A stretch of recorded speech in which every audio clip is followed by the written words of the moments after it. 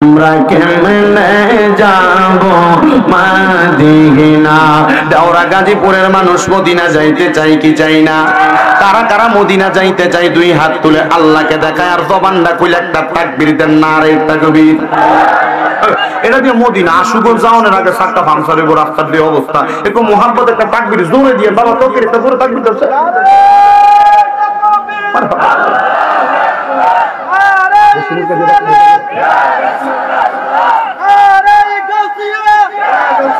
জোরে বলি মারহাবা। তো মদিনা যাইতে চাই কি চাই না? তো মোহাম্মতে দয়াল আল্লাহ দয়া করেন, দয়া করেন, নসিব করেন মদিনা। লা ইলাহা ইল্লাল্লাহ লা ইলাহা আইরে নামাজ রোজা চাইরো না, কে গো মা বাবার খেদমত চাইরো না, আমার নবীজির দরদ হইল না, আমার নবীজির দরদ হইল না, আমার নবীজি তোমায় বলবে না। লা ইলাহা ইল্লাল্লাহ লা ইলাহা লা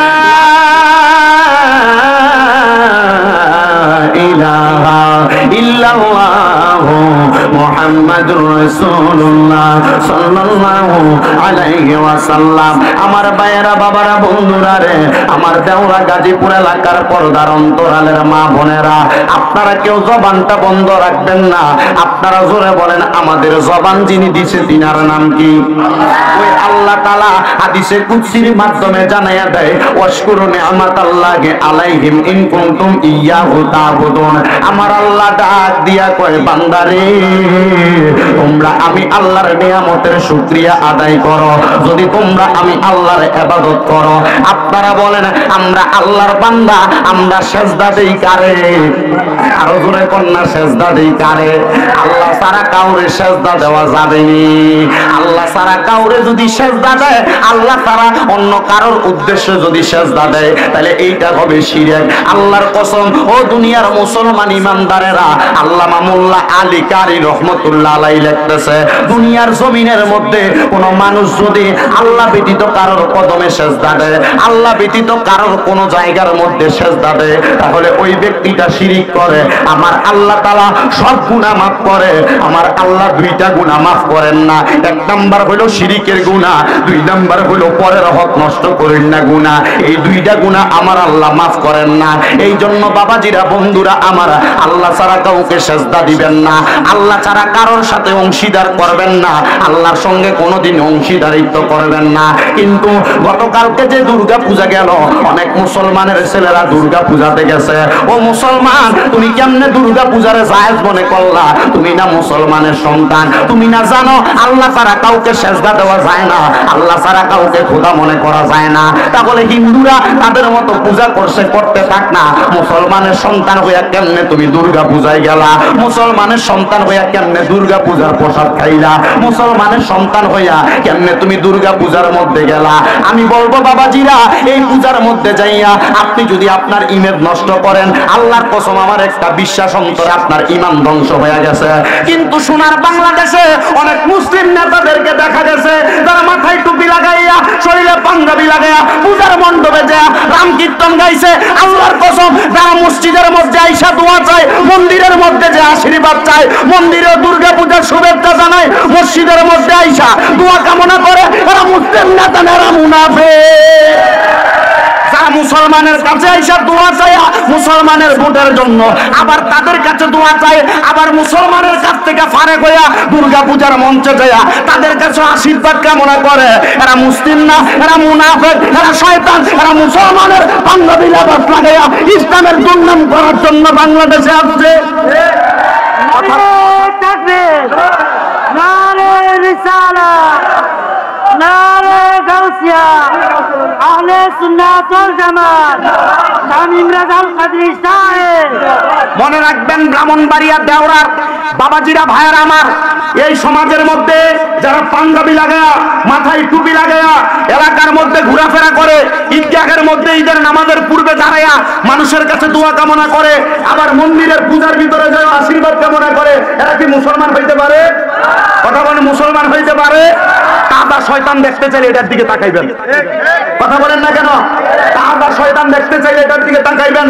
মুসলমানের সন্তানেরা, আপনাদের করজোর আবদার করি, আমি চাই না আমার কোন মুসলমান ভাই জাহান্নামে যাক, আমি চাই না আমার কোন মুসলমান ভাই হেদায়েতের রাস্তা থেকে দূরে যাক, আমি চাই না আমার কোন মুসলমান ভাইয়ের ঈমান চলে যাক। যদি ঈমানকে তাজা রাখতে চান, ঈমানকে যদি পরিপূর্ণ রাখতে চান, ঈমানকে যদি পোক্ত রাখতে চান, মুসলমান মন্দিরের মধ্যে নয়, মুসলমান গির্জার মধ্যে নয়, মুসলমান হিন্দুদের সাথে নয়, মুসলমানের সম্পর্ক হবে টুপিওয়ালার সাথে, দাড়িওয়ালার সাথে, পাগড়িওয়ালার সাথে, পাঞ্জাবিওয়ালার সাথে। আর যারা মুসলমানের লেবাস লাগায়া দাড়ি রেখা, টুপি রেখা, পাঞ্জাবি রেখা মুসলমান ব্যতীত অন্য ধর্মের মানুষের সাথে সম্পর্ক রাখতে গিয়া মুখের ভিতরে রামের ধ্বনি লাগায়, মুখের ভিতরে শ্রীরামের ধ্বনি লাগায়, এরা মুসলমান না, এরা শয়তান, এরা শয়তান। বাংলার মুসলমান এদেরকে বয়কট করবে, বয়কট করবে, বয়কট করবে। হাত তুলে দেখান ঠিক না বেটে?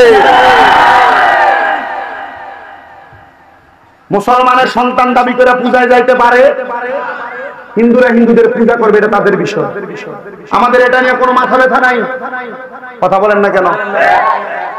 তাদের সাথে আমাদের দ্বন্দ্ব আছে। সংখ্যালঘু বসবাস করবে, ইসলাম তাদেরকে সাপোর্ট করে, কি যে ইসলাম ধর্মে কোন ধর্মের মানুষকে কটাক্ষ করে কথা বলা যায়। আমরা তাদেরকে কটাক্ষ করি না, কিন্তু তুমি মুসলমানের সন্তান হয়ে কেমনে তাদের কাছে গেল, কেমনে তাদের এখানে যে আনাসানাসি করবা? বলে হুজুর এই কথা তো আপনার ওয়াজ থেকে আসে না। আসে। কেন আসে জানেন? কারণ আমি আসার সাথে সাথে কইছি, হুজুর বহুত ফলাফল মুসলমান দাবি করে হুজুর পূজার ভিতরে যায় নাচছে। হুজুর এই হেদায়েতের বাণী যদি আমি আপনাদেরকে না পৌঁছাই, আর বিশেষ করে ব্রাহ্মণবাড়ি এলাকা, ওলামায়ে কেরামের এলাকা, বলে হুজুর ওলামায়ে কেরামের এলাকা কেমনে কইলেন? আমি কইব ব্রাহ্মণবাড়ির সুন্নি আছে, কওমি আছে, জামাতি আছে, সবাই আছে, সবাই দলমত আলাদা, আকীদাগত দুই একটা মাসালাগত দ্বন্দ্ব, কিন্তু কোরআনের বিষয় সবাই এক, রাসূলের বিষয় সবাই এক, তাওহীদের বিষয় সবাই এক। আল্লাহর কোরআন রাসূলের ইজ্জতের চাদর ধরে যে টানাটানি করবে, সুন্নি বুঝি না, কওমি বুঝি না, জামাতি বুঝি না, এক হইয়া ওই নাস্তিক মুরতাদের বিপক্ষে মাঠে নামতে হবে। বাংলাদেশের অন্তর্বর্তীকালীন সরকার ডক্টর মোহাম্মদ ইউনূস সাহেব 2 মাসের উপরে ক্ষমতায় আসছেন। মনে রাখবেন, যদি ক্ষমতাকে আপনি দীর্ঘস্থায়ী করতে চান, বাংলাদেশের মানুষের কাছে প্রাধান্য পাইতে চান, আপনি ক্ষমতায় থাকা অবস্থায় বাংলাদেশের সংসদের মধ্যে এমন একটা আইন জারি করে দেন, কেউ যদি আল্লাহর কোরআন রাসূলের পাকের ইজ্জতের চাদর ধরে, আউলিয়া কেরামের শান ও আজমতের চাদর ধরে টানাটানি করে, বাংলাদেশের জাতীয় মসজিদ বাইতুল মুকাররমের সামনে একটার টানে ফাঁসি করে দিবেন, দেখবেন আর কোন নাস্তিক মুরতাদ আল্লাহর কোরআন রাসূলের হাদিস রাসূলের ইজ্জতের চাদর ধরে টানাটানি করার সাহস পাবে না, পাবে না, পাবে না। এবার আপনারা বলেন, বাংলার সংসদের মধ্যে কোরআনের আইন চালু হোক, আমরা সবাই চাই কি চাই না? বাংলার সংসদে কোরআনের আইন চালু হোক, আমরা চাই কি চাই না? বাংলার সংসদে কোরআনের আইন চালু হলে দুর্নীতি থাকবে না, ভোট চুরি থাকবে না। বাংলার সংসদে কোরআনের আইন চালু হইলে, বাংলার সংসদে কোরআনের আইন চালু হইলে তরকারির দাম 10 টাকার মাল 100 টাকা হবে না। আপনারা বলেন, এই কোরআনের আইন দ্বারা বাংলার সংসদ চালু করা সম্ভব কি সম্ভব না? মুসলমান এক কাতার হয়ে মাঠে নামবেন, রাজি আছেন? কোরআনের আইন সংসদে চালু করার জন্য রাজি আছেন? আল্লাহ কবুল করুক, আমিন কোন। তাহলে শিরিক করা, আস্তে কইছেন, শিরিক করা আল্লাহ সব গুনাহ মাফ করে, কয় গুনাহ মাফ করে না? জোরে ফ্যাশনালিটি কয় না, কয় গুনাহ জোরে কোন। আপনার কষ্ট হইতেছে? হুজুর চুল নাই দেখে মন খারাপ করতেছে। আমার এক বেটা ঘরে কইতেছে, হুজুর বিদেশ থেকে বইয়ে বইয়ে আপনার দেখতাম চুলটি আছে, চুলটি নাই, কেমন জানি লাগতেছে। আমি কইছি, ভাই সাহেব মক্কা গেছি, মদিনায় গেছি, তো আল্লাহর ঘরের মেহমান হইছি, কইলে যে সুন্নত আদায় করার খাতিরে হজটা কইরে চুলটি কামাইছি। একবার না, মক্কায় 10 দিন ছিলাম, 10টা উমরা হজ করছি, 10 বার হজ করে এই বাল্যা মাথারে আবার কামাইছি। জিগাইলাম, ভাই সাহেব এটা নিয়ে কষ্ট আছে? ও না হুজুর, রাখলে যেমন সুন্নত, হজে যে কামানো এমন সুন্নত, সুন্নতই তো আদায় হইছে। কথা কই না কেন? সুন্নতই তো আদায় হইছে। আমি এখন তো চুল নাই দেখে এভাবে ফাঁকরি বান্ধিত, অনেকে হুজুর আগের তো ঠিক আছে, হুজুর ওহাবি লাগে। আমি কইলাম, বেটা পাগড়ি বান্ধা নবীর সুন্নত, এটার ভিতরে ওয়াহাবি ঢুকাইলি, না না না, এটা তো রাক্কলের ভিতরে বিলাই উঠছে। হুজুর কি রে এটা কিতা কইলেন, এমনি তো ওয়াহাবিরা বান্ধে, আমি তো ওয়াহাবিরা যদি আপনি বান্ধে এটা সুন্নতে না আদায় করে তো কথা কেন কেন, ঠিক আছে না? আমরা যদি সুন্নতের ভিতরে আইনা যদি ওয়াহাবি সুন্নি ঢুকাই দিই আর মুসলমান বাঁচবেন কেমনে, কথা কয় না কেন? আমরা যদি মনে করেন মাসালাগত দ্বন্দ্ব থাকবোই, থাকবো না, মাসালাগত দ্বন্দ্ব যদি থাকবো না, কিয়ামতের আগ পর্যন্ত থাকবো। আমরা যদি এই ফেসলা যদি ভুইলা যদি এক কাতার হইয়া এক লগে মুসলমান থাকতাম, আল্লাহর কসম কোন নাস্তিক মুরতাদ আইসা বাংলাদেশের সংসদের ভিতরে মমতাজের মতো বেহায়া শিল্পী জীবনে কইতো না যে বুখারী মুসলিমের হাদিস পড়ছে। আমি চিন্তা করছেন, আমি মাত্র কামেলে পড়ি, বুখারীর দরস মাত্র আমরা পাইছি, আর হে সংসদে যে হে গান গায়, হে নাচানাচি করে, হে কইতেছে বুখারী মুসলিম আবু দাউদ ইবনে মাজাহ নাসাই সব পড়ে লইছে।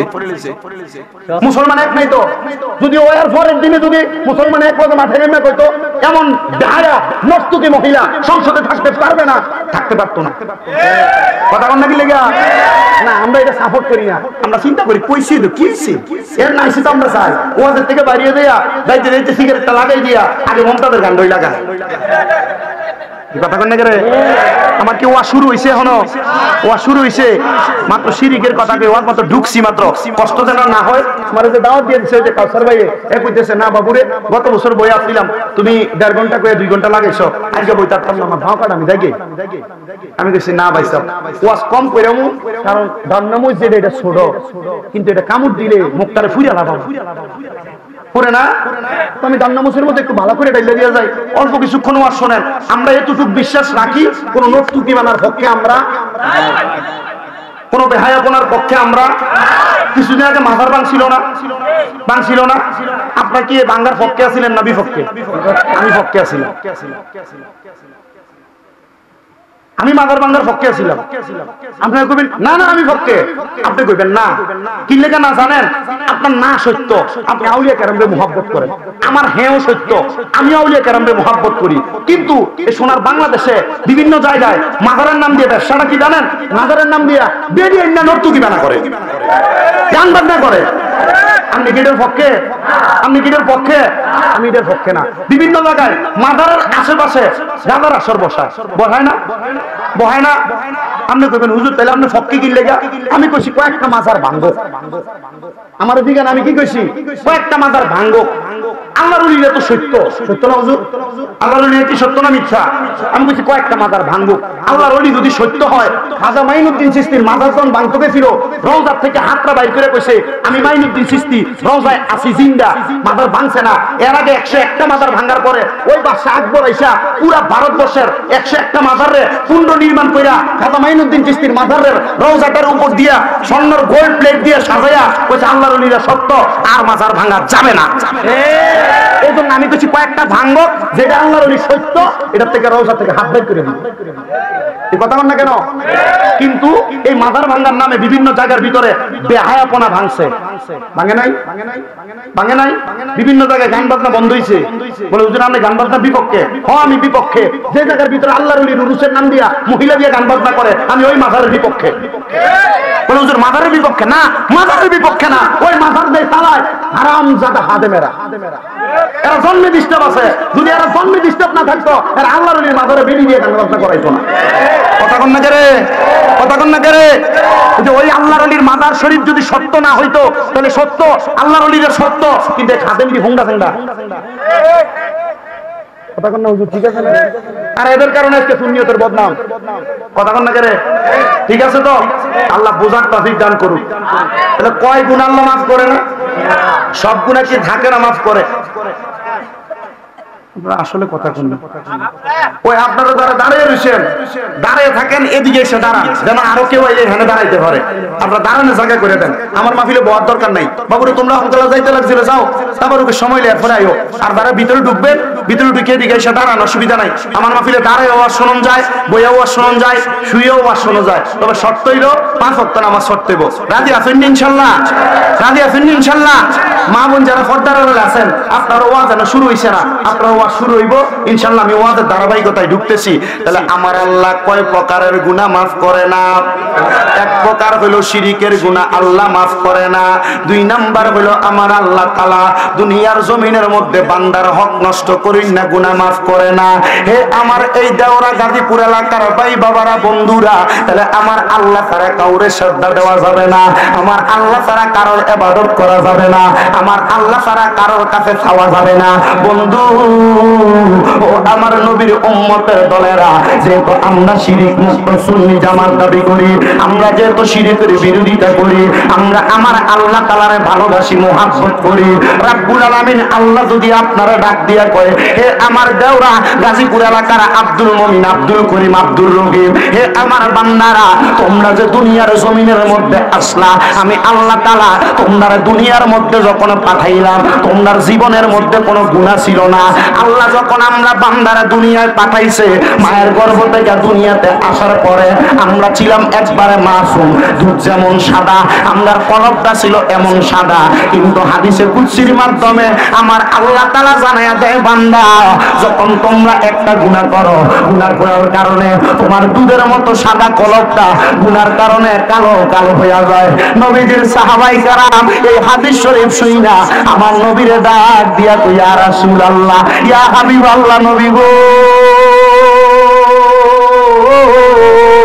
ইয়া রাসূলুল্লাহ, ইয়া হাবিবাল্লাহ, নবী গো, আপনি নবীর কাছে জানতে চাই, আপনার উম্মত ব্যবসা বাণিজ্য করতে যাইয়া, আপনার উম্মত সংসার করতে যাইয়া, আপনার উম্মত দুনিয়ার ব্যতিব্যস্ততায় থাইকা গুনাহ করব গো নবী, আপনার উম্মত কি জান্নাতের মধ্যে যাইতে পারবে না?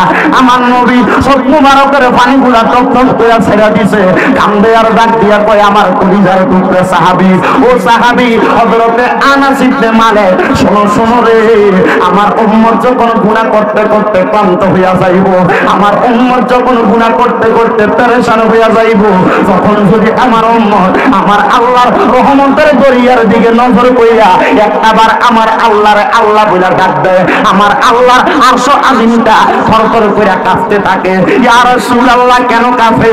বলে আমার আল্লাহর আরশ আজিম দুনিয়ার সকল রকমের ঝড় তুফান সহ্য করতে পারে, কিন্তু আল্লাহর বান্দা যখন চোখের পানি ফালাইয়া আমার আল্লাহরে আল্লাহ বলে ডাকবে, ওই ডাকটা আমার আল্লাহর আরশ আল্লাহ সহ্য করতে পারে না। সাহাবায়ে কেরাম ডাক দিয়া কয়, নবী গো, ইয়া রাসূলুল্লাহ, ইয়া হাবিবাল্লাহ, নবী গো, কেমনে বুঝবো? এবার হযরতে আব্দুল্লাহ ইবনে আব্বাস রাদিয়াল্লাহু তাআলা আনহু কুরআনুল কারীমের আয়াত, ফাযকুরুনি আযকুরুকুম ওয়াশকুরুলি ওয়ালা তাকফুরুন, এই আয়াতের তাফসীর করতে যায়া তাফসীরে ইবনে আব্বাসের মধ্যে উল্লেখ করতেছে, ও বাবা, তাফসীরে ইবনে আব্বাস কিন্তু সাধারণ কোনো তাফসীর না। আমি যখন গত কয়েকদিন আগে মক্কায় গেছি, মক্কা থেকে আমি তায়েফ নগরী নামক একটা এলাকা আছে, ওই তায়েফ নগরীতে যাওয়ার পরে হযরতে আব্দুল্লাহ ইবনে আব্বাসের মাজার আমি জিয়ারত করছি। মারহাবা কইলেন না? হযরতে আপনার কষ্ট হয়, কোনো অসুবিধা তো হবে না। ওয়াজ কিছুক্ষণ করব, এই কিছুক্ষণের ওয়াজ বাড়িতে নিবেন, কাজে লাগবে। তবে যদি আপনারা আমার ওয়াজটা অল্প কিছুক্ষণ সময় দিয়া, বাবারে টিভি সিরিয়ালের পর্দায়, দোকানে, চা দোকান, খেলাধুলা, মাঠে, নির্বাচনে, ঘাটে হাতে সময় ব্যয় হয়, আজকে আপনাদের সন্তান মনে কইরা, যারা বড় আছেন, ছোট ভাই মনে কইরা, মুরব্বীরা, নাতি মনে কইরা অল্প কিছুক্ষণ সময় আমারে দিবেন, আমার কথাগুলা বাড়িতে লইয়া যাবেন। মাগো, তোমরা সন্তানের মতো মনে কইরা, মুরব্বী মা বোনেরা আপনাদের নাতির মতো মনে কইরা, আমার দাদি নাই দুনিয়াতে, আপনারা শুধু এই দোয়াটা করবেন যে আমি আমার নাতির ওয়াজ শুনি, আমার ফুতের ওয়াজ শুনি, এটা মনে কইরা অল্প কিছুক্ষণ সময় দিয়া আমার ওয়াজ থেকে যদি কোনো ভুল হয়, ভুলটারে আপনি ক্ষমার নজরে দেখা যেটা মনে করেন আপনার কাজে লাগবো, এই ওয়াজটা থেকে শিক্ষা গ্রহণ কইরা বাড়িতে যাইবেন, জীবনটার মধ্যে বাস্তবায়ন করবেন ওয়াজটা। আমার একটা বিশ্বাস, আল্লাহ তাআলা অন্য কোনো আমল, অন্য কোনো ইবাদত কবুল করুক আর না করুক, এমন একটা ছোট্ট ইবাদত আজকে এই দেওরা গাজীপুর মোরাহাটি নূরে মদিনা গাউসিয়া জামে মসজিদ কমিটির উদ্যোগে এই জান্নাতের মাহফিলে বৈশা একটু বয়ান শুনা, কোরআন সুন্নাহর কথা শুনা, আউলিয়া কেরামের শান শুনা, ওয়াজ থেকে মুনাজাত করে বাড়িতে গেলে আল্লাহ তাআলা হয়তো আজকে দোয়া কবুল করবে। রাজি আছেন? রাজি আছেন? ওই আব্দুল্লাহ ইবনে আব্বাসের মাজার আমি জিয়ারত করলাম। ওনার মাজারের পাশে সুন্দর একটা লাইব্রেরি, তায়েফ নগরীতে ওনার নামে আব্দুল্লাহ ইবনে আব্বাস একটা গেট আছে, বাবু আব্দুল্লাহ ইবনে আব্বাস।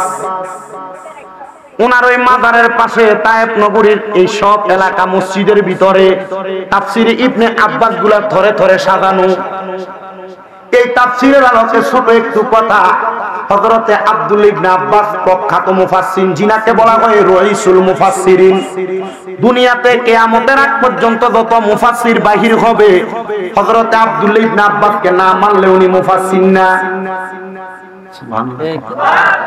হযরতে আব্দুল্লাহ ইবনে আব্বাসরা না মানলে তিনি মুফাসসির না। বাবারা আমার, উনি বলতেছেন আমার নবীজির রহমতের দরবারে সাহাবায়ে কেরাম ডাক দিয়া বলি, ইয়া রাসূলুল্লাহ, নবী গো, উম্মতে মুহাম্মদী চোখের পানি ফালায়া কাঁদলে আরশ আজিমের মধ্যে থরথর করে কাঁপে। কারণটা কি? বলে আসমান দুনিয়ার ঝড় তুফান সব সহ্য করতে পারে, কিন্তু বান্দার চোখের পানি সহ্য করতে পারে না। কারণ কি গো নবী?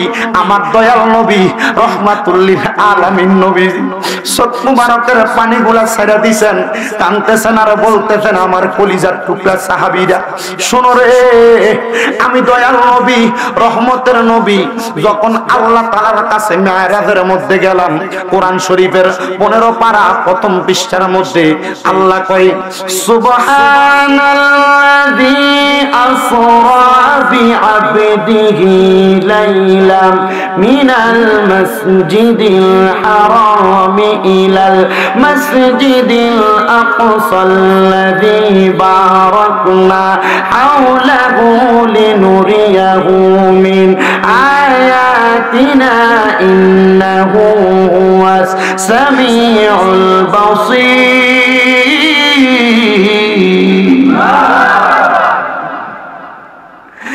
আল্লাহর নবীর মেরাজের ঘটনা স্বাভাবিকভাবে নবীজির মেরাজের ব্যাপারে আয়াতে কারিমার মধ্যে সাক্ষ্য প্রদান করতেছেন। নবী আমার ঘোষণা করতেছেন, উম্মত আমি নবী যখন মেরাজের মধ্যে গমন করলাম, গমন করার পরে আমার আল্লাহ তাআলার দুইটা আশ্চর্যজনক নিদর্শন আমি নবীরে দেখাইছে। ইয়া রাসূলুল্লাহ, ইয়া হাবিবাল্লাহ, আপনি নবীরে কোন দুইটা নিদর্শন দেখাইছে? আল্লাহর নবী বলেন, এক নাম্বার জান্নাত, দুই নাম্বার জাহান্নাম। আমি নবীকে আমার আল্লাহ তাআলা জান্নাত দেখাইছে। আমি নবী জান্নাত দেখলাম, মুস্কি মুস্কি হাসলাম।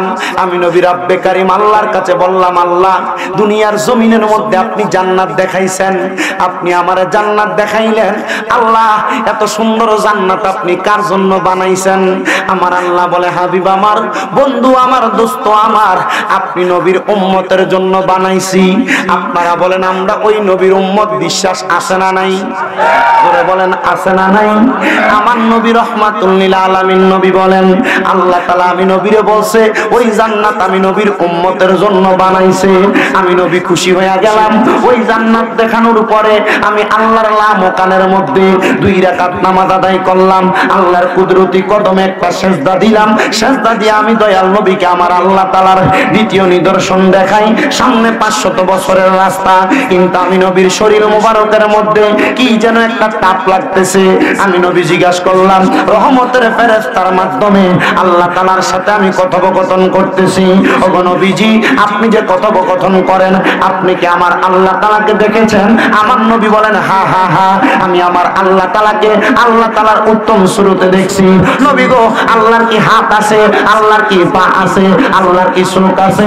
না না না, আমার আল্লাহ তাআলার উত্তম সুরত। আল্লাহর হাত নাই, আল্লাহর পা নাই, আল্লাহর জবান নাই, আল্লাহর চোখ নাই। ইয়া রাসূলুল্লাহ, মুখ না থাকলে কথা বলছেন কিভাবে? বলে, বন্ধু বন্ধুর সঙ্গে প্রেমের মাধ্যমে এমন ভাবে কথা বলেছে, দুনিয়ার মানুষ সেটার বর্ণনা বুঝবে না। আমার নবী প্রশ্ন করে, শরীরের মধ্যে কেমন জানি ভাব লাগতেছিল। আমি 500 বছর রাস্তা দূর থেকে দেখতে পাইলাম, কেমন জানি একটা আগুনের জিহ্বা উপরের দিকে দেখা যাচ্ছে। আমি প্রশ্ন করলাম, রব্বে কারীম আল্লাহ, এই যে আগুনের কুণ্ডলী দেখা যায়, এটার কেমন জানি একটা অবস্থা, এটার হাতটা 500 বছর দূর থেকে লাগে। আমার আল্লাহ তাআলা ডাক দিয়া কয়, বন্ধু আমার, হাবিব আমার, দোস্ত আমার, এই জাহান্নামের মধ্যে কে থাকবে আপনি নবী জানেন?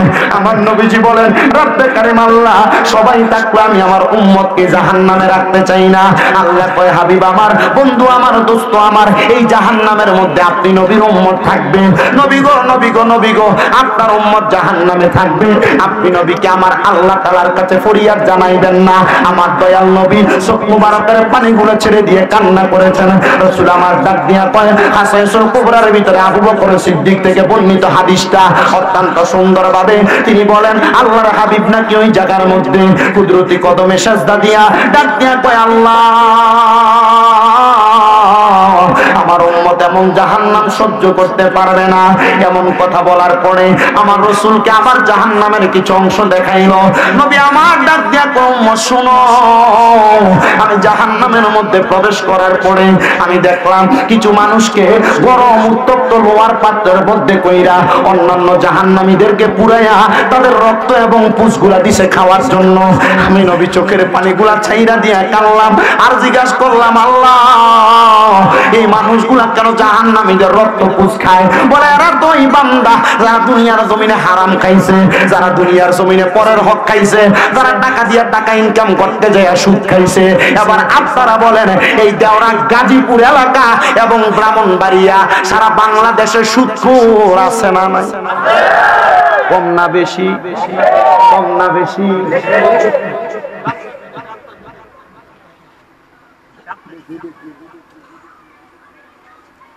তাহলে সুদখোররা আল্লাহ পানির পিপাসা লাগলে যেটা খাওয়াইবো এটা হইল অন্য। আমি গত বছর আগের বছর হবিগঞ্জের যে কোনো এক এলাকায় আমি সুদের ওয়াজ শুনতাম লাগনে, মাহফিলের সভাপতিতে সুদখোর আমি আর দাঁড়িয়ে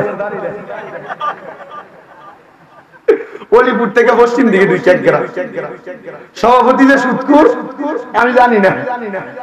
আমি জানি সুদখোরের ইচ্ছা মতো আগে 4-5 মিনিট দিছি, বাট আমার এখান থেকে হাত দিয়ে ঠেলা দিয়ে কর, হুজুর রাগ করেন না কিন্তু এটা স্যার আর ওয়াজ নাই।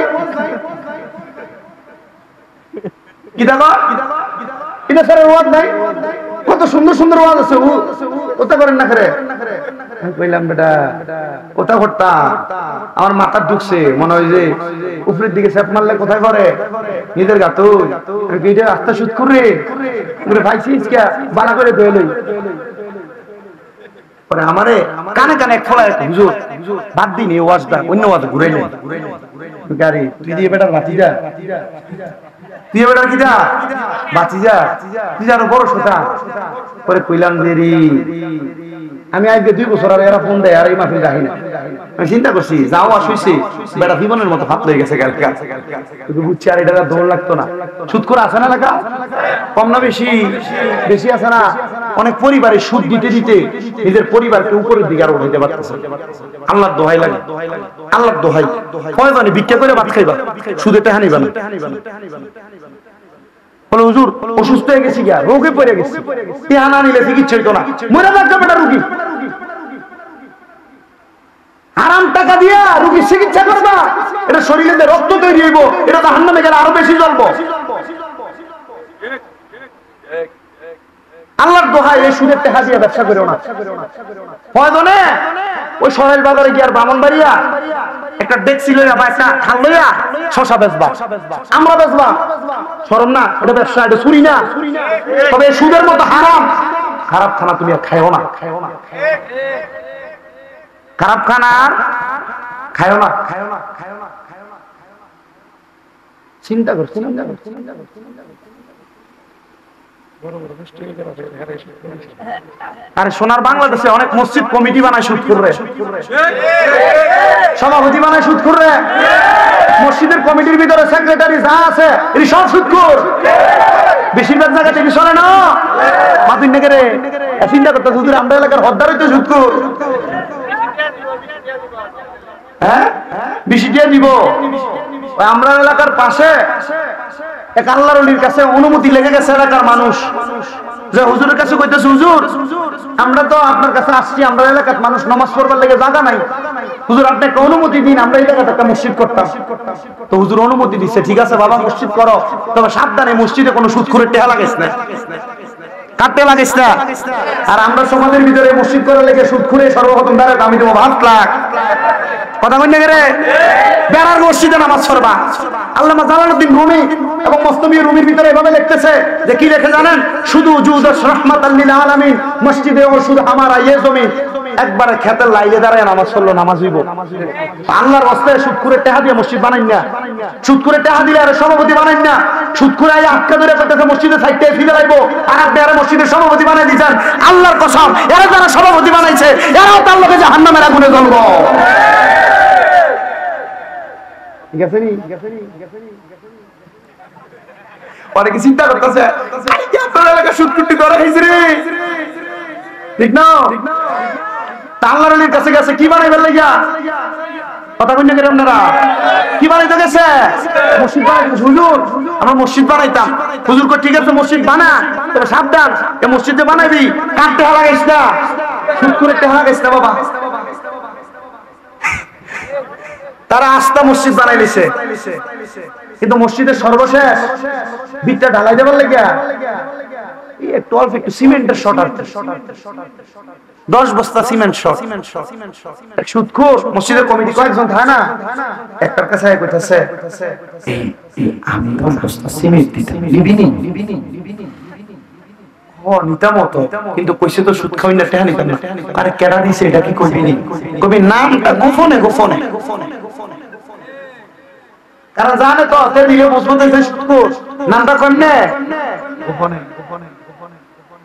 মসজিদ বানাইছে আল্লাহর ওলির কাছে গেছে, হুজুর মসজিদ তো কমপ্লিট, হুজুর আমরা চাইছিলাম এই মসজিদ আপনার দিয়েই উদ্বোধন করতাম।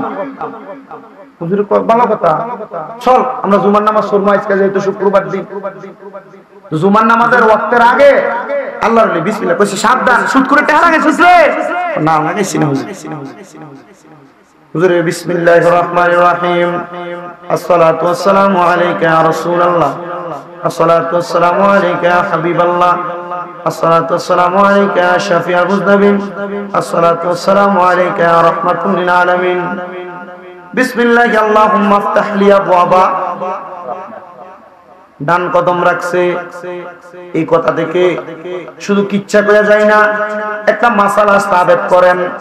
মসজিদে ঢুকার সুন্নত হলো 4টা, বলেন মসজিদে ঢুকার সুন্নত হলো, আস্তে কইছেন আরো জোরে কোন, মসজিদে ঢুকার সুন্নত হলো 1 নাম্বার বিসমিল্লাহির রহমানির রহিম, 2 নাম্বার 4 বার দুরূদ শরীফ, 4 নাম্বার মসজিদে ঢুকার দোয়া, 3 নাম্বার মসজিদে ঢুকার দোয়া, 4 নাম্বার ডান কদম রাখা।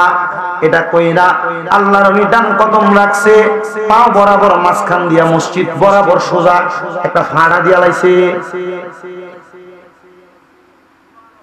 সুবহানাল্লাহ,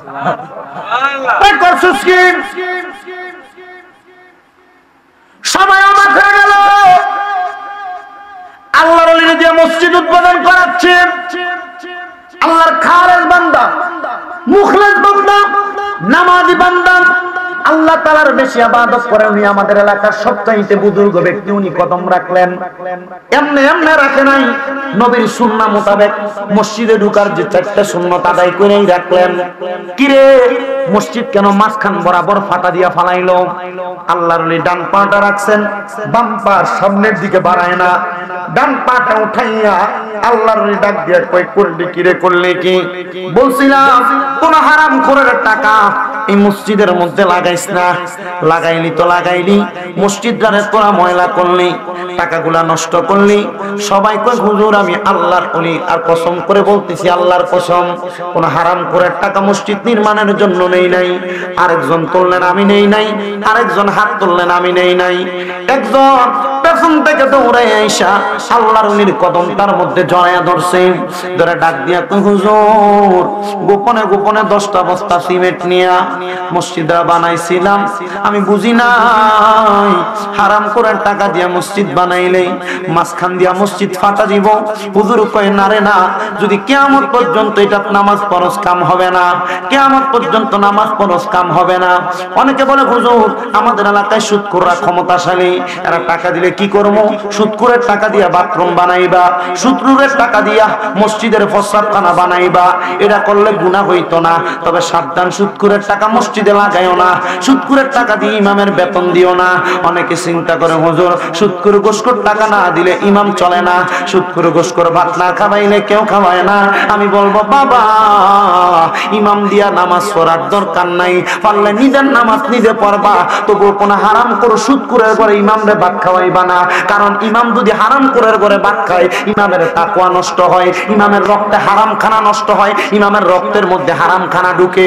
এই হারাম খানা ঢুকার কারণে ইমামের তাকওয়া নষ্ট হয়, খুশুসিয়ত নষ্ট হয়। ইমাম নামাজে দাঁড়াইলে আল্লাহর সঙ্গে মুলাকাত হয় না, ইমামের মনে হয় আমার বউয়ের অসুস্থ, আমার সন্তান অসুস্থ। এবার আপনারা বলেন সুদখোর ঘুষখোরের ঘরে ইমামের খানা দিবেন নি?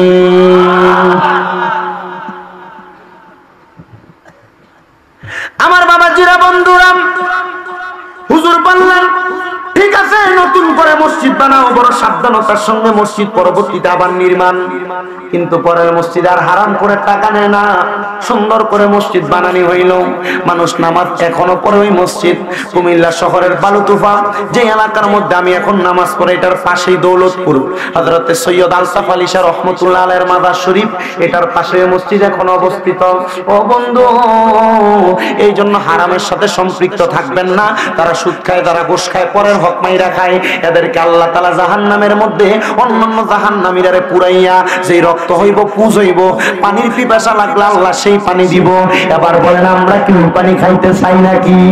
না না না, ওই পানি খাইতে চাই না। নবী আমার বলে আমি জাহান্নামের মধ্যে তাকে দেখলাম এক প্রকার নারী যাদের চুলগুলারে তিন ভাগ কইরা আল্লাহ তাআলা নিচে আগুন ধরায়া দিছে, আর নিচে দিয়া চুলগুলা ঝুলাইয়া রাখছে। দুনিয়ার জমিনে মুরগির গ্রিল যেইভাবে গ্রিল মেশিং এর মধ্যে বানায়, গ্রিলটার যেমন আগুনে পুরাইতে পুরাইতে পুরাইতে পুরাইতে সাদা মুরগিটা লাল টকটকে হয়ে যায়। আল্লাহর নবী বলে আমি তাকে দেখলাম জাহান্নামের মধ্যে এমন কিছু মহিলা। মা বোন মনোযোগ দিয়া শুনবেন গো মা, আল্লাহর দোহাই লাগে, সন্তানের মন তো মনে করবেন আপনার কদমে হাত দিয়ে আমি আমার ওয়াজটা করে দিয়া যায়। যদি আমার ওয়াজটা পছন্দ না হয়, আমার মনে মনে বদদোয়া দিয়েন না। আমি চাই না এই ব্রাহ্মণবাড়িয়ার কোনো মহিলা জাহান্নামে যাক, আমি চাই না সোনার বাংলাদেশের কোনো মহিলা জাহান্নামে যাক, আমি চাই না এই সারা বিশ্বের কোনো মহিলা জাহান্নামের মধ্যে যাক। এই জন্য আজকে ব্রাহ্মণবাড়িয়া সরাইল থানার দেওরা গাজীপুরের মাহফিল থেকে আমি কয়েকটা নসিহত করে দিয়ে যাই মা বোনের জন্য। আল্লাহর নবী বলে আমি দুজকের দিকে তাকিয়ে দেখলাম আমার আল্লাহ তাআলা কিছু মহিলার মাথার চুলকে তিন ভাগ কইরা এদেরকে আগুনের উপর ঝুলিয়ে রাখছে ফেরেশতার মাধ্যমে। আমি জিজ্ঞাসা করলাম এদের কেন এমন অবস্থা? নবী আমার কয় দুনিয়ার জমিনের মধ্যে এমন অবস্থা তাদের কেন হইছে জাহান্নামে আসার পরে জানোনি? দুনিয়াতে এই মহিলা যখন মাথার মধ্যে চুল বাঁধতো, ওটার কুশটা ওটার সুডিটা যেমনে উপরের দিকে উইটা থাকে, মহিলা চুলগুলা এমন কুফাটারে উঁচা করে বাঁধতো। দেখবেন আপনার এলাকায় অনেক মাইয়ারা স্টাইল করার নাম দিয়া হেজাবের ভিতরে মাথাতে এটা চুলটারে আরো সাইড আঙ্গুল উঁচা করে বাঁধে। আল্লাহর নবী কয় এই মহিলাদেরকে চুলকে ভাগ করে করে আগুনের উপর লটকায় দেওয়া হবে। এবার আপনারা বলেন মহিলারা জান্নাতে যাওয়ার জন্য, জাহান্নাম থেকে বাঁচার জন্য মাথার চুলকে সুন্দর করে বাঁধার দরকার আছে না নাই? ইসলাম এমন একটা ধর্ম, ইসলাম এমন একটা সুন্দর ধর্ম, ইসলাম এবং কোরআন সুন্নাহ এমন একটা সত্যের বাণী যেটার দিকে তাকাইলে কেমনে চলবেন, কেমনে চুল বাঁধবেন, কেমনে ঘুমাইবেন, কেমনে খাইবেন, এগুলা আল্লাহ কোরআন নবীর হাদিস দিয়ে জানিয়ে দিছে। আল্লাহর নবী বলে আমি দুনিয়ার জমিন থেকে যখন আল্লাহ তাআলা আমার মেরাজের মধ্যে এই সোনামণি সাবধান, ভুলে গেছো গা? না বুঝছে নতুন না পুরানোই পছন্দ ধরছে দলুইতে জায়গা আর ঘুমাইলে এনে মুরব্বীর কোলে ঘুমাইলা অসুবিধা নাই। তোমরা যদি যাই যাও তাহলে তারা বাঘে তাবারুক একটা বেশি করে পাইবো। যা আসতে ধীরে জায়গা ওয়াজ বেশি ওনার দরকার নেই। আসেননি আপনারা কতক্ষণ? ওয়াজ মনে হয়নি কামে লাগবো? শুনলে শুধু কি জিকির আজকার করে নাকি মোটামুটি ওয়াজও করে? ওয়াজ আসেনি একটু আজকের ওয়াজে একটু ওয়াজ হয়ে যায় বাড়িতে, কারণ আমি ওয়াজ তুমি তো উল্টাটা না বুঝছে কিছুক্ষণ সময় আপনারা এই মাহফিল কমিটি কমিটি না ঠিক আছে মোটামুটি যে ওইটা লাগাইছো না জায়গা এবার আবার আইবো এবার নমুনা আপনি বোঝেন না হাইসের নমুনা আইবো আমি বুঝি জান অসুবিধা নাই বিরতি আছে যদি মনে হয় যে হুজুর আমার একটু কাম আছে সারে আইন কি হইব ইমাম সাহেব হুজুর মুয়াজ্জিন সাহেব হুজুর লইয়া মোটামুটি ওয়াজ করলাম মাইক ম্যান আসো না তোমরা শুনবো যা ফ্যান্ডেসে ফুড়ে এটা কি মানছে দেখে মাঝে দেখতে তারা দেখাইস তারা জানে মানুষ আছে এটা দেখাইস আল্লাহ কবুল করো আমিন কোন প্রথম দিয়ে আপনারা যেমন একটা গরম করে আটটা তুলে লাইছিলেন আমি বলছি আমার মিলে লয়ে ফেরে দাম মোটামুটি দেখা যাচ্ছে ও আছে কামে লাগবো ইনশাল্লাহ লাগবো নি চিন্তা করতে থাকবে বাড়িতে গেলে যে বই ধরবো তুমি কি কইছিলে আমি যে ফুলে এমনি বান্ধি ঠিকটা করে সাবধান এটা জীবনও শিকার দেন না জানো আরে কইছে তারা আপনি কইছেন যে এটা মুখ দেওয়ার বাইর করার দরকার নেই তারা কইছে আর কি তারা কে কইছে তার ভিতরে দাম নেই একজন আল্লাহ কবুল করো আমিন কর আর ধরে কোন আমিন ওয়াজ যতটুকু করতেছি এই লাইনে ওয়াজ চলবে তো ইনশাআল্লাহ লাস্টে জিকির মাদাল্লাহুম্মা সাইয়্যিদিনা মাওলানা মুহাম্মদ ওয়া আলা আলি সাইয়্যিদিনা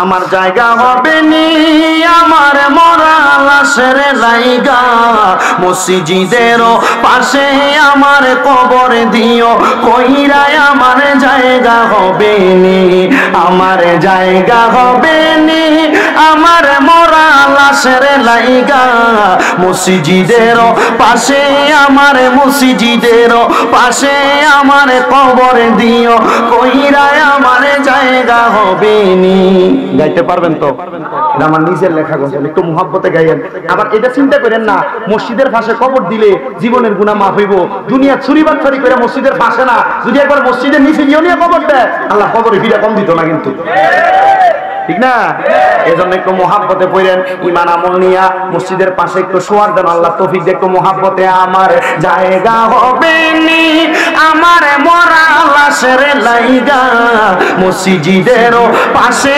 আমার মসজিদের পাশে আমার কবর দিও কইরায় আমার জায়গা হবে নি এলাকাবাসী রে আমি তোমার ছেলে সন্তান কয়দিনের লাগিয়া মরার পরে সবাই আমায় যাবে রে বলিয়া জগতে বাসী রে আমি তোমার ছেলে সন্তান কয়দিনের লাগিয়া মরার পরে সবাই আমায় যাবে রে বলিয়া কষ্ট হইল 3.5 হাত মাটি দিও খুইরায় আমার জায়গা হবে নি আমার জায়গা হবে আমার মরা লাশের লাইগা মসজিদের পাশে আমার মসজিদের পাশে আমার কবর দিও কইরায় আমার জায়গা হবে নি জগৎবাসী রে আমি তোমার ছেলে সন্তান কয়দিনের লাগিয়া মরার পরে জামা কাপড় নিবারে খুলিয়া এগুলা থাকবে এগুলা থাকবে রঙিন পোশাক থাকবে জগৎবাসী রে আমি যেদিন যাবো মইরা দুনিয়া ছাড়িয়া গায়ের জামা কাপড় সবই নিবারে খুলিয়া সাদা আমার কিনে কাপড় আমায় দিও রে পরায়া আমার জায়গা হবে নি আমার জায়গা হবে নি আমার মরা লাশের লাইগা মসজিদের পাশে আমার মসজিদের পাশে আমার কবর দিও কইরায় আমার জায়গা হবে নি জগৎবাসী রে আমি যেদিন যাব মারা দুনিয়া ছাড়িয়া ভাই বন্ধু আত্মীয় স্বজন যাবে রে বলিয়া জগতে বাসী রে আমি যেদিন যাবো মইরা দুনিয়া ছাড়িয়া ভাই বন্ধু আত্মীয় স্বজন যাবে রে বলিয়া তোমরা রে দুয়ার মাঝে শরীক রাখিও করিয়া আমার জায়গা হবে নি আমার জায়গা হবে নি আমার মরা লাশের লাইগা মসজিদের পাশে আমার মসজিদের পাশে আমার কবর দিও কইরায় আমার জায়গা হবে নি আল্লাহুম্মা সাল্লি سيدنا مولانا محمد وعلى آل سيدنا مولانا আমার দেওয়া গাজীপুর এলাকার ভাই বাবারা বন্ধুরা গো, ও আমার পর্দার অন্তরালের মা বোনেরা, আল্লাহর নবী 3 নাম্বার ডাক দিয়া কয়, জগতের মানুষেরা, আমি নবী যখন জাহান্নামের দিকে তাকাইলাম, আমি দেখছি রে অনেক মহিলাদেরকে আমার আল্লাহ তাআলা যাদের এই বুকের মধ্যে মানে স্তনগুলার মধ্যে 2টা আগুনের গরম লোহার শিক লাগাইয়া দিয়া এদেরকে আগুনের উপরে ঝুলাইয়া রাখছে। আমি জিজ্ঞাসা করলাম, মাবুদ ও দয়াল আল্লাহ, এরা কারা যাদেরকে জ্বলন্ত গরম গরম রড বুকের মধ্যে লাগাইয়া স্তনের মধ্যে লাগাইয়া আগুনের উপরে ঝুলান দিয়া রাখছে? আমার আল্লাহ তাআলা আমি দয়াল নবীরে জানাইয়া দিছে, এরা হইল ওই মহিলা যারা কাপড় পরেও ল্যাংটা ছিল, যারা কাপড় পরেও উলঙ্গ ছিল। ইয়া রাসূলুল্লাহ, তারা কারা? ওরে বন্ধু, হাদিসের বিশারদগণ বর্ণনা করে এমন অনেক মহিলা সোনার বাংলাদেশে যারা শাড়ি পরে তাদের এই বুক দেখা যায়, পেট দেখা যায়, যারা কাপড় পরে বোরকা পরে এদের শরীরের আকার আকৃতি বোঝা যায়। এই মহিলা হইল সেই মহিলা যাদেরকে জাহান্নামের মধ্যে এমন ভাবে লটকাইয়া দেওয়া হবে। আমি আমার মা বোনদের কাছে বলবো, মা আমি আপনাদের সন্তানের মতো গো মা, জামা কাপড় পরবেন, শালীন জামা পরবেন, আপনি আপনার চেহারাটা মানুষকে দেখে দেখে ঘুরেন না। মা আপনি আপনার দেহটা মানুষকে দেখে দেখে ঘুরেন না, এমন পোশাক পরিলেন সেই পোশাক পরার কারণে আল্লাহ তাআলা আপনারা জান্নাত দিব। আমার দয়াল নবী রহমাতুল লিল আলামিন নবীজি বলতেছে, এমন কিছু পুরুষ দেখছি যেই পুরুষদের পুরুষাঙ্গের মধ্যে আমার আল্লাহ তাআলা গরম রড লাগাইয়া দিয়া এদেরকে জাহান্নামের আগুনের মধ্যে ফুটতাছে। ও নবী গো, এরা কারা কারা কারা? আমার দয়াল নবী রহমাতুল লিল আলামিন নবী ডাক দিয়া কয়, উম্মতের দলেরা, শোনো রে উম্মতের দলেরা, এরা আর অন্য কেউ না, ওই পুরুষ হইল তারা যারা তাদের লজ্জাস্থানের হেফাজত করে নাই, যারা বিবাহ করার পরেও পরনারীর সঙ্গে জিনা ব্যভিচারে লিপ্ত ছিল।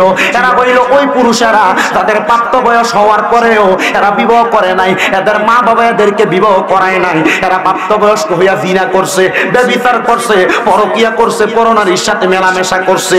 ইয়া রাসূলুল্লাহ, ইয়া হাবিবাল্লাহ, নবী গো, আপনি দয়াল নবীর কাছে জানতে চাই, আপনি তো জাহান্নামের ভয় আমদারে দেখাইতেছেন, নবী গো আর কোন জাহান্নামী আসেনি? আপনি যাদেরকে দেখছেন, আমার নবী কয় জাহান্নামের মধ্যে আমি এমন কিছু বুড়া বুড়া মানুষ দেখছি যাদের দাড়ি ফাটনা চামড়া বইটা গেছে। ইয়া রাসূলুল্লাহ, তারা কারা? আমার নবী কয় তারা হইল শায়েখুজ জানি, যারা বৃদ্ধ বয়সে জিনা করছে। এমন অনেক লুচ্চা বেড়া আছে যারা বুড়া হইয়া গেছে, বয়স হইয়া গেছে, কিন্তু এলাকার মাইয়ারা রাস্তা দিয়া গেলে এদের সঙ্গে টিটকারি দিয়া কথা কয়। এমন অনেক বুড়া আছে যারা লুচ্চামি করে এলাকার বউরা মহিলারা রাস্তা দিয়ে হাঁটতে পারে না। আপনারা বলেন সোনার বাংলাদেশ এমন লুচ্চা বুড়া আছে না নাই? ধরে কয় না আছে না নাই? ও বন্ধু আমার, ও বাবা আমার, মসজিদে যায় না, সেজদা দিতে পারে না, নামাজের কথা কইলে কয় বাবা কাপড়টা পবিত্র নাই, নামাজের কথা কইলে কয় মাথার ব্যথার লেগে রুকু দিতাম পারি না, সেজদা দিতাম পারি না। কিন্তু যদি কোনো মহিলা বেডি শিল্পী আইনা যদি গান লাগাই দেয়, 1 নম্বরে নাইচতে দেওয়ার লাগে এই বুড়া বেড়া আটকা ধরে যায় দাঁড়াইয়া থাকে।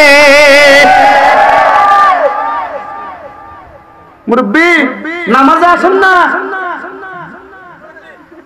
মুরব্বি মসজিদে আসেন না, বয়স অনেক হয়েছে। আব্বা পারি না যাও,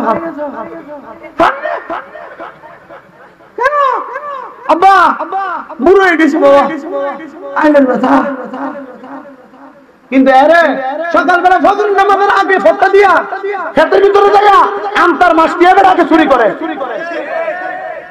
ক্ষেতের গালা দিয়ে এবার কুবা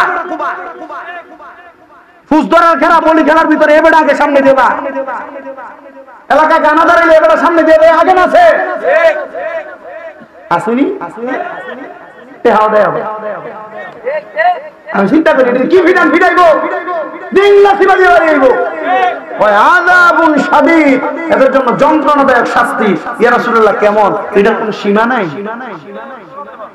হ্যাঁ হাত করলে কি এটা? আচ্ছা ও শাস্তির কথা পাগলা রেজবির মুরিদ রে, মারহাবা। একটি বাসায় 2টি পাখি কত যে আনন্দে থাকি গো।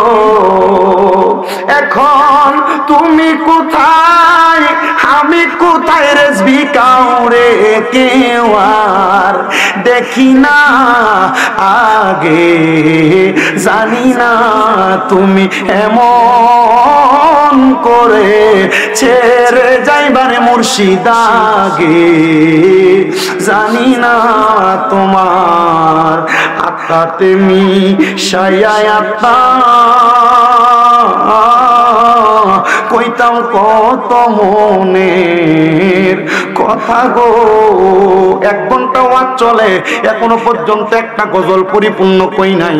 আল্লামা রিজভী সাহেব হুজুর সুন্নিয়তের মূল ধারাবাহিকতা শিক্ষা দেনেওয়ালা একজন, এই জন্য পাগলা কথাটা বলতেছি, হুজুর কাবলার শানে একটু বলতেছি।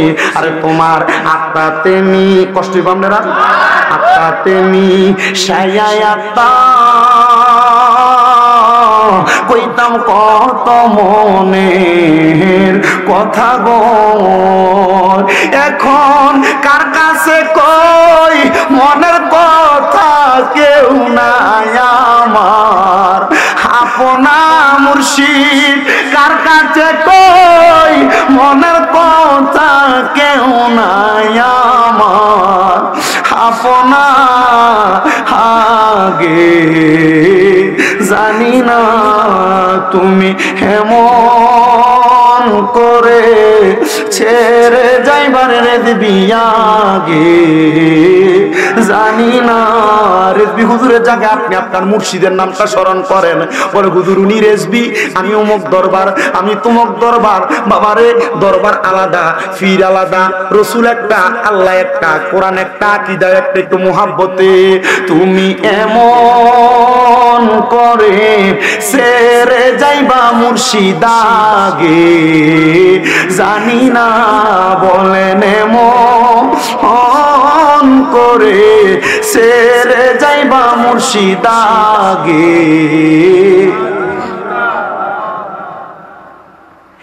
এই পাগলা একটা হাদিস শরীফ স্মরণ করে দিয়েছেন, যে হাদিস শুইনা নবীজির কলিজার টুকরা সাহাবী আবু সাঈদ খুদরি রাদিয়াল্লাহু তাআলা আনহু কান্না করছে।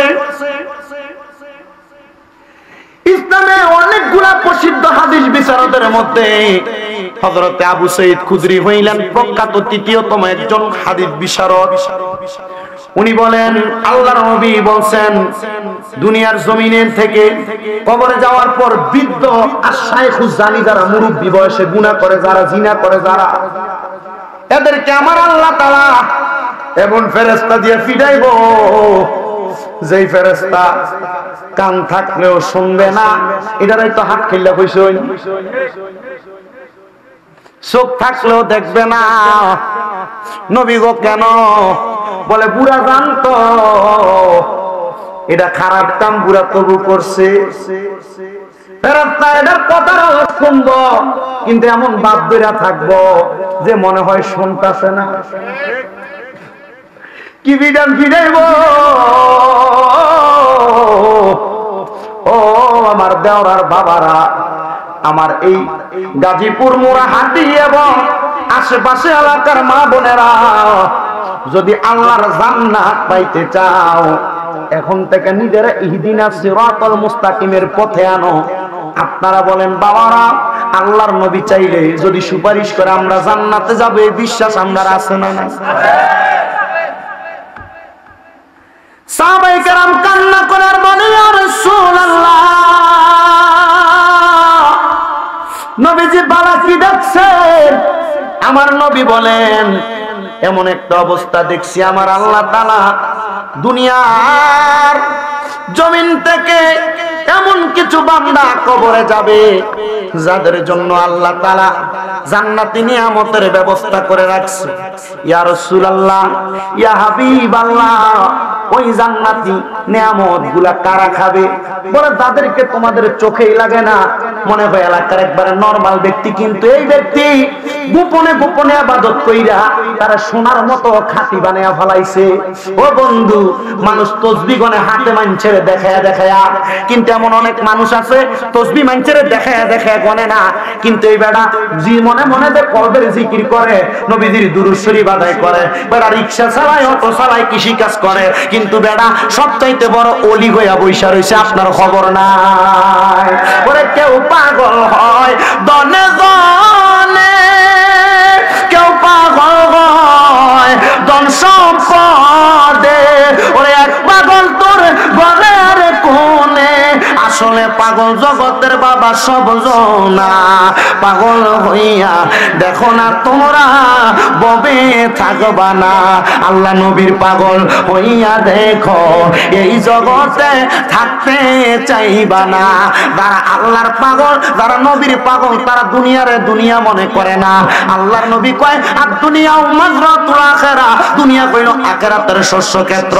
দুনিয়ার জমিনে জানুয়ারি মাসের মধ্যে তোমরা যখন শীত পরে শাকসবজি রোপণ করো, ফেব্রুয়ারির শেষে যাইয়া মার্চের দিকে যাইয়া ক্ষেতের মধ্য থেকে শাকসবজি তোলো। আল্লাহর নবী কয় এ আমার উম্মতের দলেরা, দুনিয়ার জমিনের মধ্যে জানুয়ারির মতো মনে কইরা এমন ভাবে বৃক্ষ রোপণ করো, ফসল ফলাদি পালাও, এমন ভাবে বীজ বপন করো যেন তোমরা আখিরাতের ময়দানে যাইয়া এটার ফল বপন করতে পারো। নবী গো, এই ফলটা কেমনে বপন করব? আমার নবী শিখিয়ে দেয়, এই ফল বপন করনেওয়ালা বান্দা হবে সবচাইতে বেশি তাকওয়াবান। আমি কোরআনুল কারীমের একটা আয়াত আপনাদের কাছে তেলাওয়াত করছি প্রথম দিয়া, মনে আসেনি? আল্লাহ তাআলা কোরআনুল কারীমের সূরা হাসরের একবারে শেষ পৃষ্ঠার মধ্যে বর্ণনা করে, ইয়া আইয়ুহাল্লাযীনা আমানুত্তাকুল্লাহ। সহজভাবে বলি, আল্লাহ কইয়া আইয়ুহাল্লাযীনা আমানু, হে যারা ঈমানদার, যারা ঈমান এনেছো, ইত্তাকুল্লাহ, তোমরা আল্লাহকে ভয় করো, ওয়াল তানজুর, তোমাদের প্রত্যেকের তাকানো উচিত, নাফসুম মা কদ্দামাত লিগাদ, তোমাদের পূর্ববর্তীদের দিকে অথবা তোমাদের নিজ আমলের দিকে, কদ্দামাত লিগাদ ওয়াত্তাকুল্লাহ, তোমরা তাকাও, তোমরা পূর্ববর্তী পরবর্তীর জন্য কি নির্ধারণ করেছো, তোমরা পরবর্তীর জন্য কি রেডি করে রেখেছো। ওয়াত্তাকুল্লাহ, আল্লাহকে ভয় করো, ইন্নাল্লাহা কবীরুম বিমা তা'মালুন, নিশ্চয় আল্লাহ তাআলা তোমার অন্তরের সকল খবর সম্পর্কে অবহিত। ও বন্ধু, আপনি গুনাহ করেন, লুকিয়ে করেন, মনে করেন দুনিয়ার মানুষ দেখে না, আপনারা বলেন অন্তরের সকল খবর জানেন একজন, তিনি কে? আল্লাহ শুধু জানে না, আল্লাহ জানেন জানেন জানেন। আজকের এমন একটা দিনে আপনারা মাহফিলে বসছেন, আজকের দিনটা হইল 10 তারিখ আরবি দিবাগত রাত্র 11 রবিউস সানি। মারহাবা, আরো জোরে কন্যা মারহাবা। হুজুর বড় পীর গৌসে পাক আব্দুল কাদের জিলানী রাদিয়াল্লাহু তাআলা আনহুর ফাতিহা ইয়াজদাহুম আজকে। মারহাবা কোন? এই ফাতিহা ইয়াজদাহুম গৌসে পাকের উফাত দিবস হইল আজকে। হযরতে বড় পীর গৌসে পাক আব্দুল কাদের জিলানীর একজন নগণ্য মুরিদ, একজন ছাত্র, যার নাম হযরতে আব্দুল কাদের উসওয়াতি। মারহাবা কন্যা। হযরতে আব্দুল কাদের উসওয়াতি বলেন, আমি একদিন ফজরের নামাজের পরবর্তী সময় আমি অপেক্ষা করতে লাগলাম। মারহাবা কন্যা বাবা। আমি অপেক্ষা করতে লাগলাম সূর্য ওঠার পরবর্তী নামাজ পড়ার জন্য। ওই নামাজটার জন্য যখন আমি অপেক্ষা করতে লাগলাম, আমি অপেক্ষা করতে করতে আমি আমার নামাজের মুসল্লার মধ্যে ঘুমিয়ে গেছি।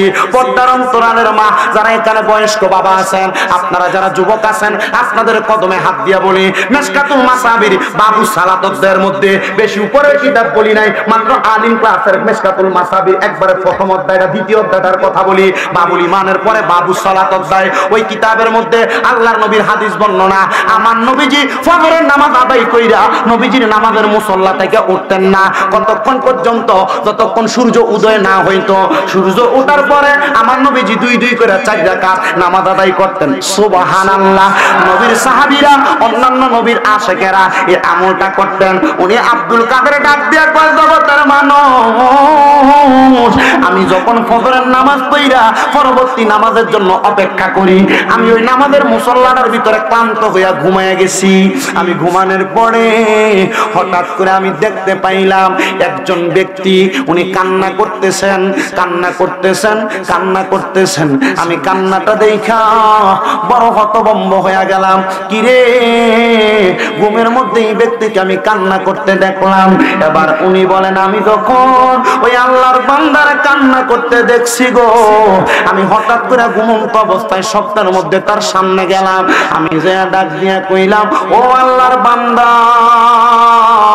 আমার সামনে পড়লা তো পড়লা, কান্নাটা করো কেন? উনি ডাক দিয়া কয়, কান্না করার অন্য কোনো কারণ নাই।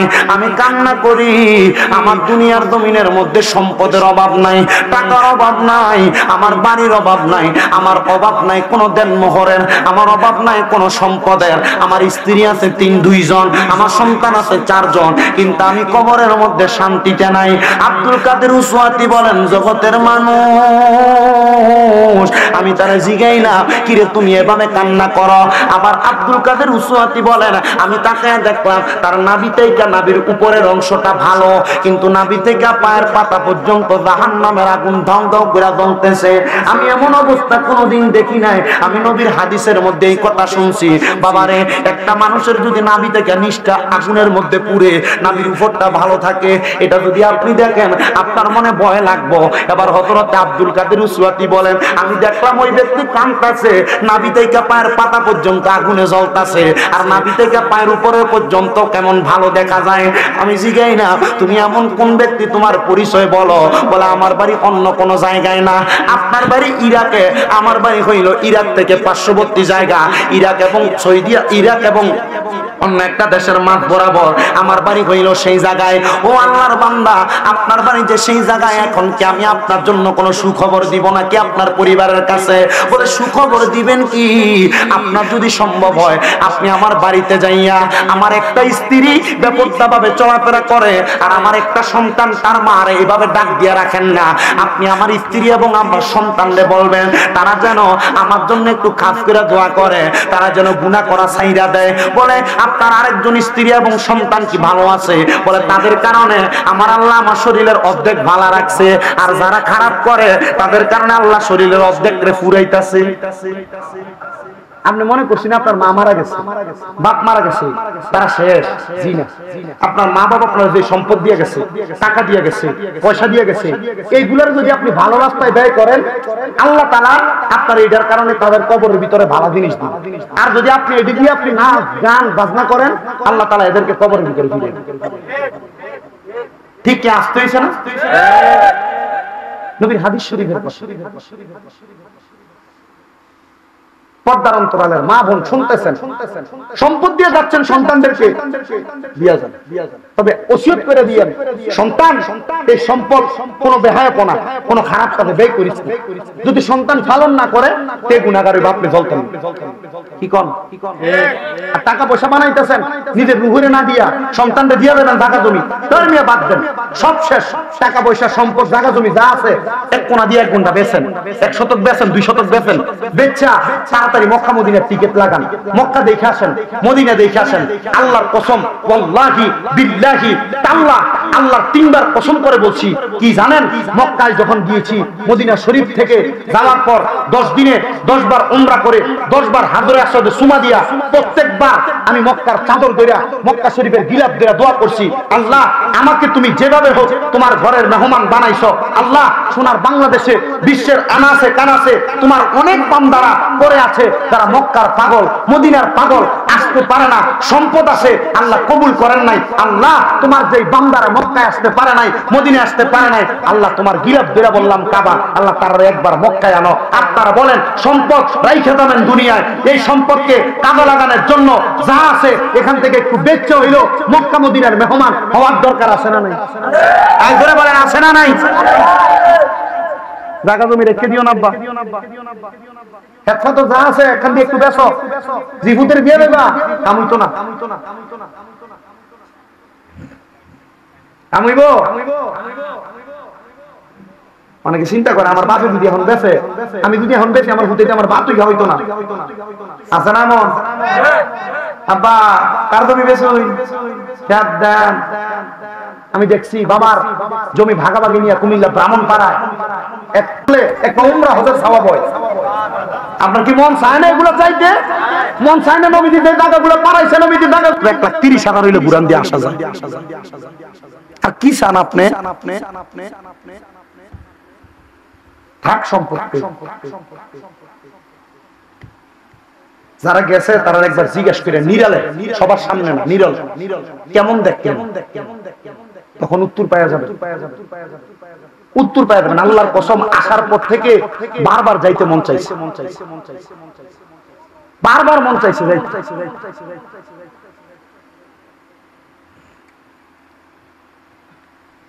যেই কথা বলতেছিলাম, দুনিয়াতে যা সম্পদ রেখে যাবেন, সম্পদ ভালো কাজে ব্যয় হইলে কবরে শান্তি, খারাপ কাজে ব্যয় হইলে কবরে অশান্তি। আব্দুল কাদের উসওয়াতি বলেন, আমি ওই ব্যক্তিকে দেখলাম, ওনার নাভি থেকে মাথার তালু পর্যন্ত ভালো, কিন্তু নাভি থেকে পায়ের পাতা পর্যন্ত আগুনের মধ্যে জ্বলে। জিজ্ঞাসা করলাম কারণ কি? বলে, আমার দুনিয়াতে 2 জন স্ত্রী, 4 জন সন্তান, প্রতি স্ত্রীর ঘরে 2 জন 2 জন করে সন্তান। এক গ্রুপ সন্তান এবং স্ত্রী ভালো আমল করে, আরেক গ্রুপ সন্তান স্ত্রী বদ আমল করে।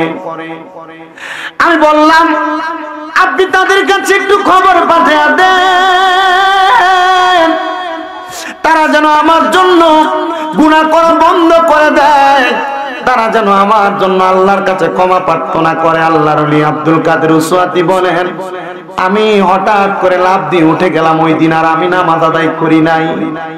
আমার নফল নামাজ আদায় করার আগে আমি চিন্তা করলাম, ওই ব্যক্তির পরিবারের কাছে চলে যায়। উনি বলেন, আমি দৌড়াইয়া দৌড়াইয়া ইরাকের শেষ প্রান্তে পশ্চিম, উত্তর, দক্ষিণ কন্যারে চলে গেলাম। আমি যা বললাম, কেউ কি আছো এমন কোন ব্যক্তির স্ত্রী তোমরা 2 জন 4 জন সন্তান? এলাকার সব মানুষ হাজির, কিন্তু এলাকার দন্নাত্ম পরিবার, সম্পদওয়ালা পরিবারের কেউ হাজির নাই। এবার আল্লাহর ওলি আব্দুল কাদের উসওয়াতি বলেন, আমি সবাইকে ডাকার পরে দেখলাম সবাই আসছে, কিন্তু তারা আসে নাই। সবাইকে এক জায়গায় রেখে আমি ওই রাজপ্রাসাদের মধ্যে প্রবেশ করলাম। আমি জিজ্ঞাসা করলাম, হে আল্লাহর বান্দারা, বান্দিরা, তোমরা কি অমুক ব্যক্তির সন্তান এবং স্ত্রী? বলে, হ্যাঁ, আমরা অমুক ব্যক্তির সন্তান এবং স্ত্রী। তোমরা কি অন্তরের ভিতরে আল্লাহর ভয় নাই, তাকওয়া নাই, আল্লাহকে তোমরা ভয় করো না? বলে, অবশ্যই করি। তাহলে তোমরা কোন মা, কোন সন্তান তোমার আব্বার জন্য কবরের আযাবের কারণ হয়ে দাঁড়াইলা? এই কথা বুঝতে পাইলাম, নেককার স্ত্রী এবং নেককার 2টা সন্তান চোখের পানি পালায়া পালায়া কাঁদতেছে। আরে, আমরা যেটা এতদিন চিন্তা করেছি, আমার দ্বিতীয় মা, আমার দ্বিতীয় ভাই বোন, তাদের কারণে মনে হয় আব্বা জাহান্নামের আগুনে জ্বলতেছে। এবার মাথাটা নিচু কইরা রাইখা ওই আল্লাহ পাকের বান্দা, নেককার স্ত্রী এবং 2 সন্তান, ওনারা হাত তুলে বলেন, আমার মা বেপরদা বেহায়াপনা করে চলে, বাচ্চার স্ত্রী হওয়ার কারণে মানুষের উপর জুলুম করে। আমরা 2 ভাই বাবার সম্পদগুলা রোনাজারি, 2 ভাই বাবার সম্পদগুলা খারাপ কাজের মধ্যে ব্যয় করি, নারী নিয়ে সময় কাটাই। আমরা আমাদের সন্তান সম্পদগুলাকে বাজে ভাবে ব্যয় করি। আল্লাহর ওই চোখের পানিগুলা ছাইরা দিয়া বলে, দাও, পারলে তোমাদের কদম আমার সামনে দাও, আমি তোমাদের কদমের মধ্যে ধরে ধরে ক্ষমা প্রার্থনা করি। আমি জীবনে এমন কোন ব্যক্তি দেখি নাই যেই ব্যক্তির নাভি থেকে পায়ের পাতা পর্যন্ত জ্বলে। জীবনে এমন ব্যক্তি দেখি নাই যেই ব্যক্তির নাভি থেকে মাথার তালু পর্যন্ত আরামে আছে। ওই ব্যক্তি তোমাদের আব্বা, ওই ব্যক্তি মা গো, আপনার স্বামী। ডাক দিয়া কয়, কেন? বলে, আপনি মহিলা, আপনার স্বামী মারা যাওয়ার পরে বেপরদা চলার কারণে, উচ্ছৃঙ্খল চলাফেরা করার কারণে, তোমরা সন্তান তোমাদের বাবা মারা যাওয়ার পরে বেহায়াপনার মধ্যে লিপ্ত হওয়ার কারণে আমার আল্লাহ তাআলা তোমার আব্বার কবরে আযাব দিয়ে দিয়েছে। এবার আল্লাহর বান্দা এবং ওই মহিলা বলে, আল্লাহর কসম, আমার কারণে যদি আমার স্বামী জাহান্নামের আগুনে জ্বলতে হয়, সন্তানরা বলে, আমাদের কারণে যদি আমাদের আব্বা জাহান্নামের আগুনে জ্বলতে হয়, না না না, আমরা আর গুনার কাজ করব না। আল্লাহর ওলি গো, আপনি এই মুহূর্তে আমাদেরকে ঈমানের কালেমা পড়ায়া দেন, লা ইলাহা ইল্লাল্লাহু মুহাম্মাদুর রাসূলুল্লাহ। এই মুসলমান আওয়াজটা হয় নাই। যদি ঈমানটারে তাজা করতে চাও, আল্লাহর নবী কয়, দুনিয়াতে কেউ যদি তাদের ঈমান নবায়ন করতে চায়, তারা যেন বেশি বেশি কালেমা পড়ে। সবাই মুহাব্বতের আওয়াজে জবান ছেড়ে দিয়ে ঈমান নবায়ন করার জন্য।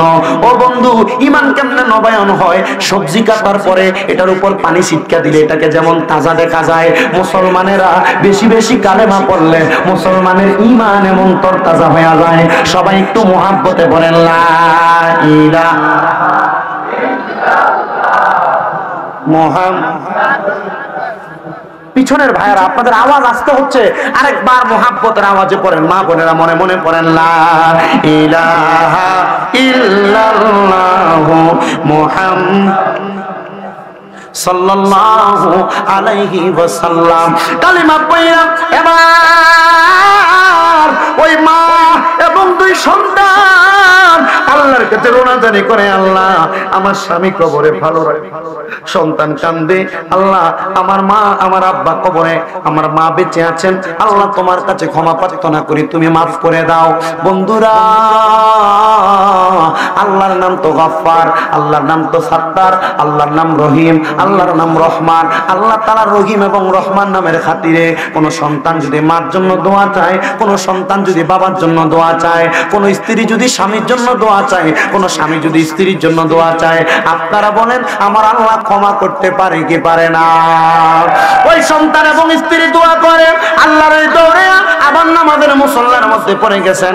এবার যাইয়া নফল নামাজটা পড়ছেন, নবী যেই নামাজটা পড়তো, নামাজটা পড়া আমার আল্লাহ তাআলার কাছে কান্না করে, রহিম রহমান নাম তোমার আল্লাহ, ও আল্লাহ বলেন রহিম রহমান আল্লাহ। আর জোরে পড়ে না, গফুর গফার নাম আল্লাহ,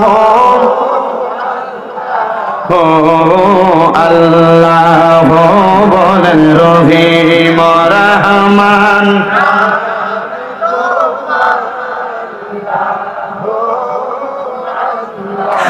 আল্লাহর ওলি বলে আমি নামাজ পড়ি আল্লাহর কাছে কান্দি রে,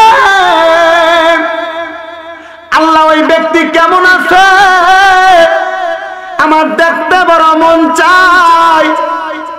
এবার আল্লাহর ওলি বলে আমি যখন এই কথা মুখ দিয়ে উচ্চারণ করলাম, আমি দেখলাম যেই ব্যক্তিকে আগে দেখছি অর্ধেক শরীর আগুনে পুরো, অর্ধেক শরীর ভালো, ওই ব্যক্তির পুরা শরীর সুন্দর, শরীরের মধ্যে নতুন জামা।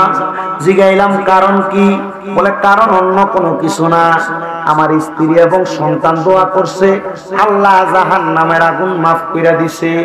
আমি জানি না আজকে এই ব্রাহ্মণবাড়িয়া জেলার অন্তর্গত সরাইল থানাধীন দেওরা গাজীপুর মোরাহাটি নূরে মদিনা গাউসিয়া জামে মসজিদ কমিটির উদ্যোগে 15তম সুন্নি সম্মেলনের মধ্যে যারা যারা উপস্থিত হয়েছেন, আজকের মাহফিলে এমন অনেক সন্তান আছেন যাদের মা নাই, এমন অনেক সন্তান আছেন যাদের বাবা নাই। আপনার মা আপনার বাবা কবরে কেমন আছে আপনি জানেন না। ও সন্তান, ও নবীর উম্মতের দলেরা, আল্লাহর ওয়াস্তে আপনার কদমে আমি হাত দিয়া বলি, আপনার মা বাবা আপনাকে লাখ লাখ টাকার সম্পদ দিয়া গেছে, বাড়ি দিয়া গেছে, ক্ষেত পাথরের জায়গা জমি দিয়া গেছে, কিন্তু আপনার মা বাবা এখনো পর্যন্ত আপনার কাছে একটা টাকাও চায় না। ব্রাহ্মণবাড়িয়া শহরের মধ্যে যাইয়া যদি একটা বাসা বানাবেন, প্রাক বাসা নেন, সর্বনিম্ন 10 থেকে 15,000 টাকা ভাড়া লাগবে। যদি আপনি আপনার এই সরাইলের দেওরা গ্রামে একটা বাড়ি ভাড়া নেন, আপনার 5,000 টাকা সর্বনিম্ন ভাড়া লাগবে। যদি 12 মাসে আপনি 12,000 টাকা বা 5,000 টাকা করে দিতেন ভাড়া, 60,000 টাকা ভাড়া লাগতো। ও সন্তান, তোমার মা কবরে, বাবা কবরে কেমন আছে জানো না? আম্মা আব্বার কবরের মধ্যে টাকাও দিতে পারো না, পয়সাও দিতে পারো না। অনেকে চিন্তা করে, হুজুর আমার মা বাবা বড় কষ্ট করে আমারে মানুষ করছে, আমার আব্বা জান নিজের রক্তরে পানি বানাইছে, রোদের মধ্যে পুইরা মেঘের মধ্যে ভিজা আমার আব্বা সিরা লুঙ্গি পরে সময় কাটাইছে, এখন আমার আব্বা জান অন্ধকার কবরে, আমার আব্বা জান এখন অন্ধকার কবরে। হুজুর আমি বিদেশ কইরা লাখ লাখ টাকার মালিক হইছি, হুজুর আমি এখন সম্পদের মালিক, আল্লাহর কসম ঈদ যায় চান যাই আমি আমার আব্বা জানরে 500 টাকা দিয়ে কিনে একটা লুঙ্গি পরাইতে পারি না। হুজুর পরাইবো কেমনে, আমার আব্বা তো অন্ধকার কবরে। অনেক সন্তান চিন্তা করে, হুজুর আমার মা নাই, আমার মা নিজের সকালবেলা পান্তা ভাত গুলা খাইতো না, আমার মা পান্তা ভাত গুলা রাইখা দিত। মা চিন্তা করতো আমার সন্তান রোদ থেকে পড়ালেখা কইরা আসলে পানি ভাতটা খাইলে তার কলিজাটা ঠান্ডা হইব। হুজুর আমার মায়ের কাপড়টা ছিঁড়া ছিল, মা সুই দিয়া সুতা দিয়া সেলাই করতো, কিন্তু আমার মা কাপড় রাস্তার মধ্যে 10-5 টাকা বাইন্দা রাখতো আমি সন্তানরে বিকালে নাস্তার খরচ দেওয়ার জন্য। হুজুর আমার আব্বা পুরান জামা কাপড় পরতো গো, আমি সন্তানদের নতুন জামা কাপড় কিনা দিত, কিন্তু আমার আম্মা আব্বা নতুন জামা কাপড় পরতো না। হুজুর, আমার আম্মা আব্বারে যদি জিজ্ঞাসা করতাম কি গো আপনারা কি নতুন জামা কাপড় কিনেন নাই, আমার মা বাবা উত্তর দিত এখন কি আর আমরা ঈদের বয়স আসেনি, কিন্তু মা বাবা অভাবের কারণ নিজে কিনে নাই, ওই টাকা দিয়ে আমরারে কিনা দিতে বলতো না। হুজুর, এখন আমি সন্তান, লাখ লাখ টাকার মালিক, আমার টাকার অভাব নাই, আমার টাকা ব্যাংকে পড়ে আছে, আমার বিছানার নিচে পড়ে আছে। হুজুর, আমি চাইলেও আমার মারে 500 টাকা দিয়ে কিনে একটা কাপড় পরাইতে পারি না। সন্তান রে, এই টাকা দিয়ে কি করবা যদি তুমি তোমার মান মুখে একটু শান্তি না দিতে পারো? তোমার আব্বা জানের কাছে 5 টাকা 10 টাকা চায়া চানিতা, তোমার আব্বা জান নিজের চা খাওয়ার টাকাটা তুমি সন্তানের হাতে তুইলা দিত। আজকে তুমি সন্তান কত টাকার মালিক, তোমার আব্বার বয়সী কত মুরব্বীরা দোকানে বৈশা চা খায়, পান খায়, তোমার কি মনটা চায় না রে আব্বা জানের হাতের মধ্যে 100টা টাকা দিয়া বলতা আব্বা জান দোকানে যে চা নাস্তা করে আসেন? অনেক পোলাপান এমন ভাবে কান্দে, হুজুর আমার টাকা আছে, আমি আমার আব্বা জানরে 100টা টাকা দিতে পারি না হাত খরচের জন্য। আজকে দেওরা গাজীপুরের মোরাহাটির কত মাইয়ার ওয়াজের মধ্যে আসছে, অন্য বছর মাহফিলে আসলে আইসা বাড়ির মধ্যে তারা তারা আব্বার মুখটা দেখে। অনেক মহিলারা আসছে বাড়িতে আইসা তারা তারা আব্বার মুখ দেখে নাই। অনেক মহিলারা আছে বাবার বাড়িতে গেলে মার মুখটা দেখে কলিজা ঠান্ডা করতো, আজকে বাড়িতে এসে মার মুখটা দেখছে না, মাটা অন্ধকার কবরে। সন্তান,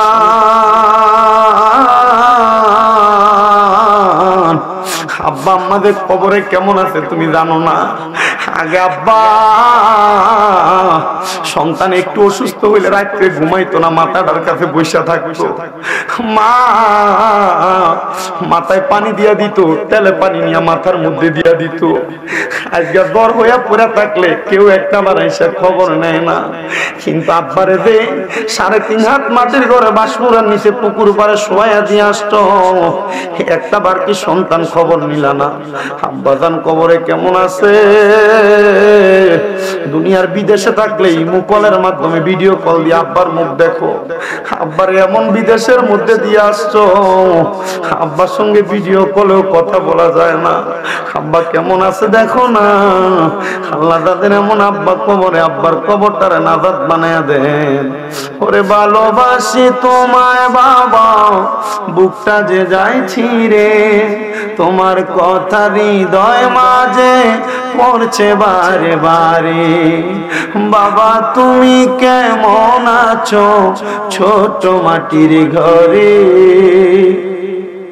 তোমার কথা হৃদয় মাঝে পড়ছে বারে বারে। বাবা গো বাবা,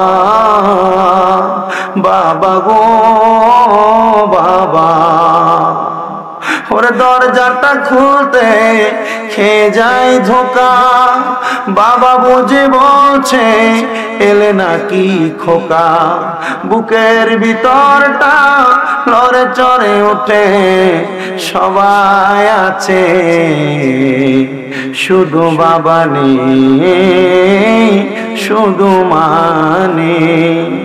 অনেক সন্তান আছে ভাইয়ে ভাইয়ে ঝগড়া করে মা বাপরে জুদা করছো, আলাদা করছো, সাবধান, দেও পারলে সন্তান তোমার পাও আমার সামনে দাও, আমি শামীম রেজার জিব্বা লাগে তোমার পাও পরিষ্কার করে দিব, তবুও মাপ চাই, মা বাপরে জুদা করিস না, আলাদা করিস না।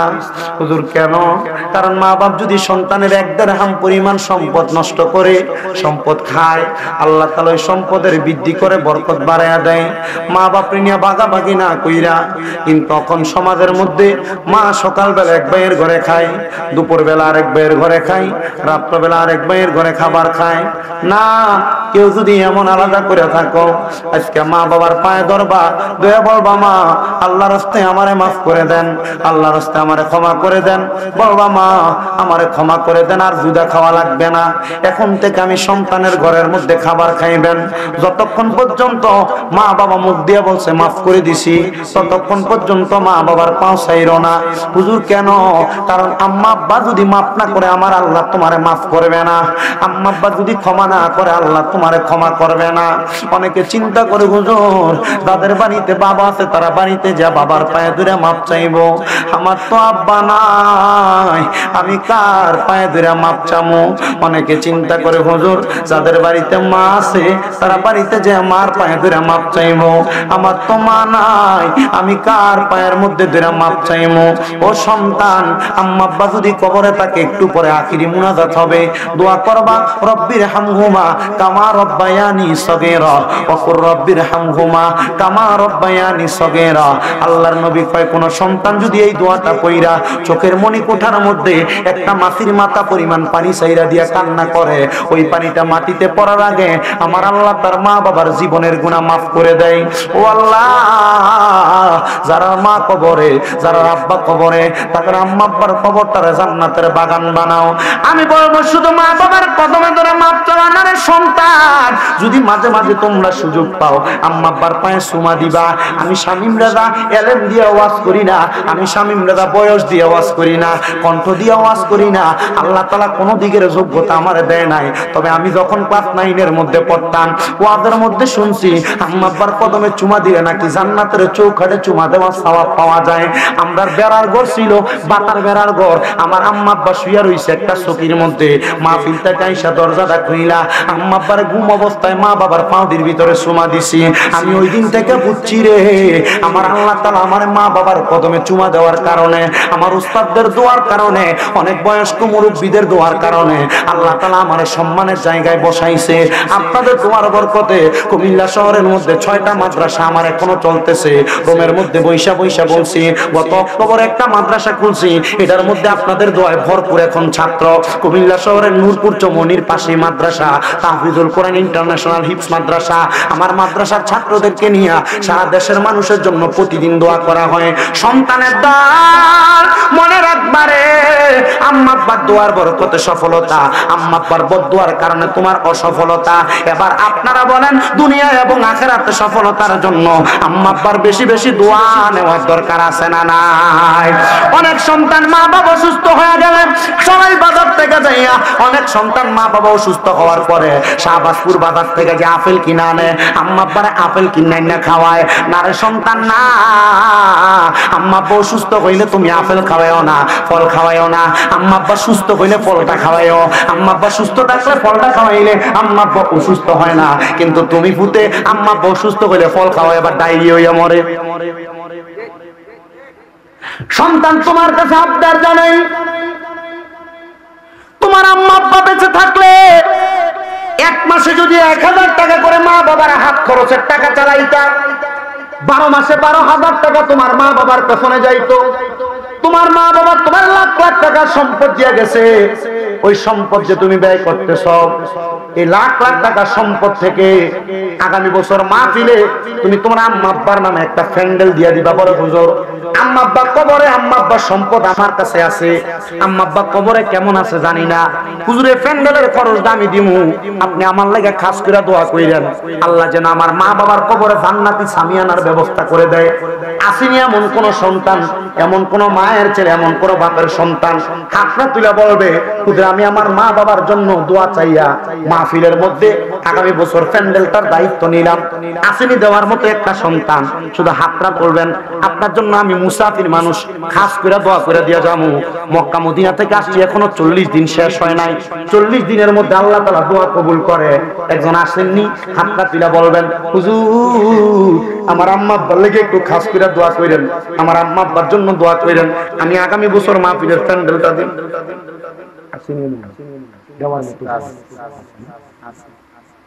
প্যান্ডেলটা করতে কত লাগবে? কত লাগবে? 20,000 টাকা লাগবে। হ্যাঁ, একটা হাত।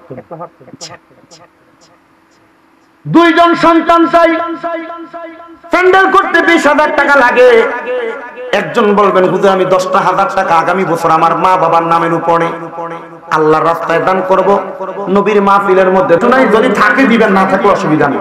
কয়েকজন মানুষ একটু শর্টকাট করে দান করবে, একটু কয়েকজন তাড়াতাড়ি করেন, তাড়াতাড়ি। রুমাল টুপি লইয়া প্রত্যেক কাতার থেকে একজন একজন উঠলে চলবে, একজন কাতারে একজন ওঠেন, তাড়াতাড়ি। খালি হলে দরকার নাই বাবা, তুমি দোয়া দিয়ে দেবে। আর কেমনে করতাম কনফারি, কারণ ডাহাই তো আমরা ডাহাইতি করে না, দুই একটা পকেটে দিয়ে দেয়, এটা তো রাখতাছি না। গাইলাম গজলের সাহায্য করবেলে আমি এক মাহফিলে সব খাবাই না, কিছু রাখতে পরে হিওয়াজ হবে যাইতো হেওয়াজ যাইবো। নাম বলো।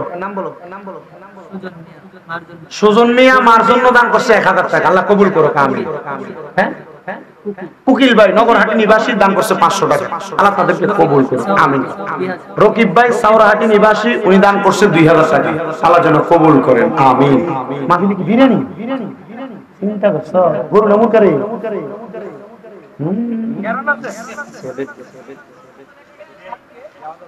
ঠিক আছে রে। আর কেদির কথা চিন্তা করে লাভ আছে? টিয়ারি ঘুমাইছে আচ্ছা, এগুলো লাভ আছে। একটু তাড়াতাড়ি করেন আব্বা, তাড়াতাড়ি করেন, লেট করলে দেরি হয়ে যাবে। সবাই আমি একটা সুযোগ দিতেছি, এর মধ্যে আপনারা তাবারুক দিবেন। যারা তাবারুক দিবেন একটা কথাও বলবেন না, আপনারা ইশারায় কাজ করবেন।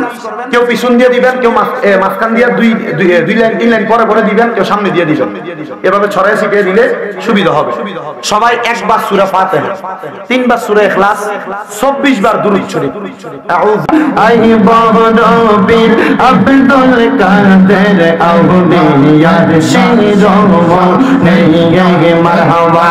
আল্লাহ আল্লাহ মুর্দা কলব জিন্দা করো, মুর্দা কলব জিন্দা করো, ও গো গাউসে সমদানি আইব রবি আব্দুল কাদের আউলিয়ার শিরোমণি মাশাআল্লাহ।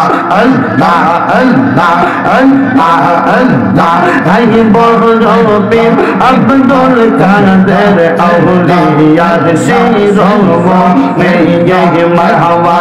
আল্লাহ আল্লাহ আল্লাহ আল্লাহ আল্লাহ আল্লাহ তোমারি ওই নামের গুণে, তোমারি ওই নামের গুণে আগুন হইয়া যায় পানি। আরে বড়বীর আব্দুল কাদের জিলানী জিলানী মারহাবা।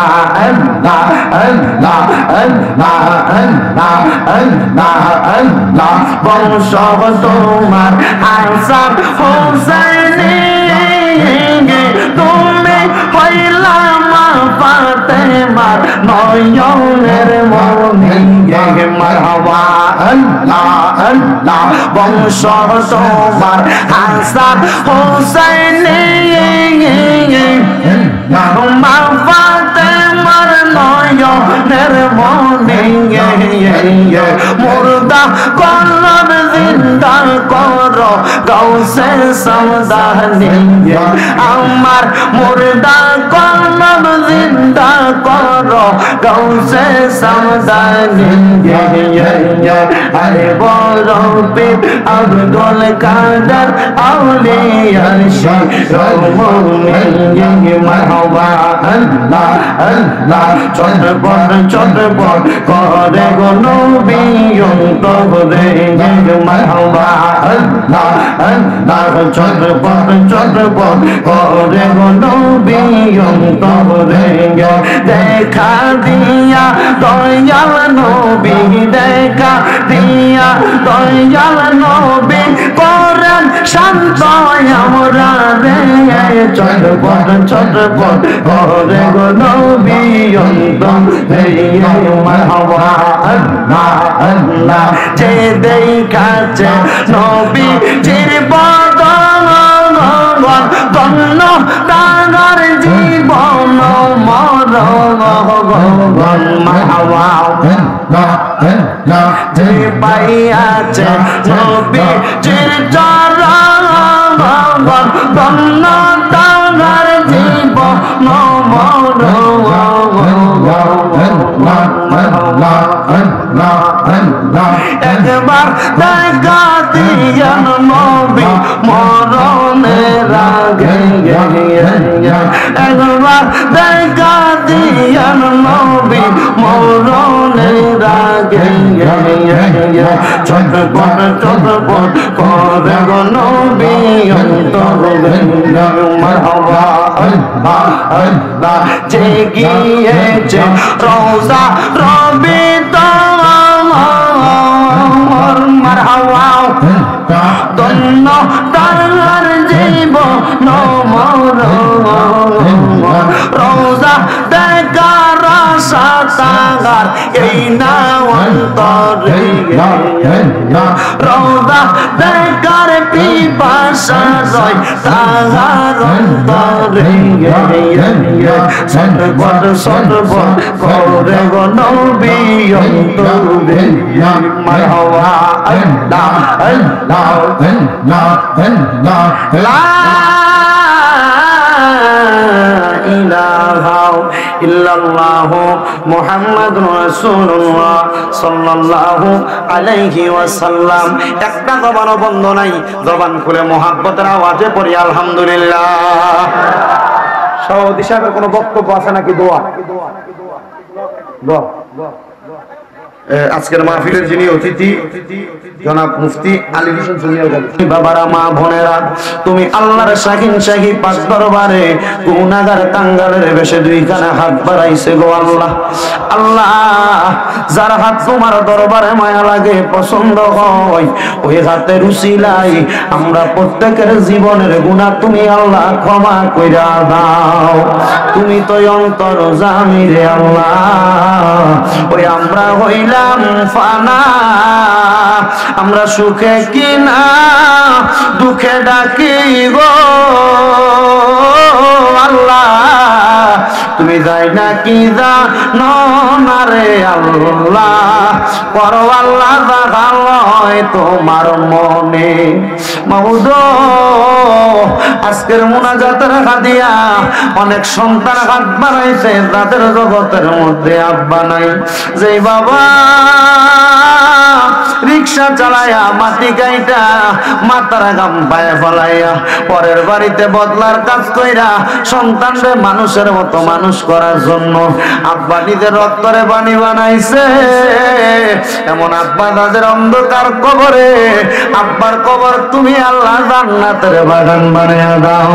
মনিব, অনেক সন্তানের হাত বাড়াইছে যাদের জগতের মধ্যে মা নাই। হায়রে মা, যে মারে মা কইয়া ডাকলে কলিজার আগুন ঠান্ডা হইয়া যায়, যেই মায়ের দিকে নেক নজরে তাকাইলে কবুল হজের সওয়াব হইয়া যায়। জানি না কোন সন্তান জানি এমন জনম দুঃখী মারে হারে হাত বাড়াইছে। আল্লাহ, এমন আম্মার কবর তুমি আল্লাহ জান্নাতের বাগান বানায়া দাও।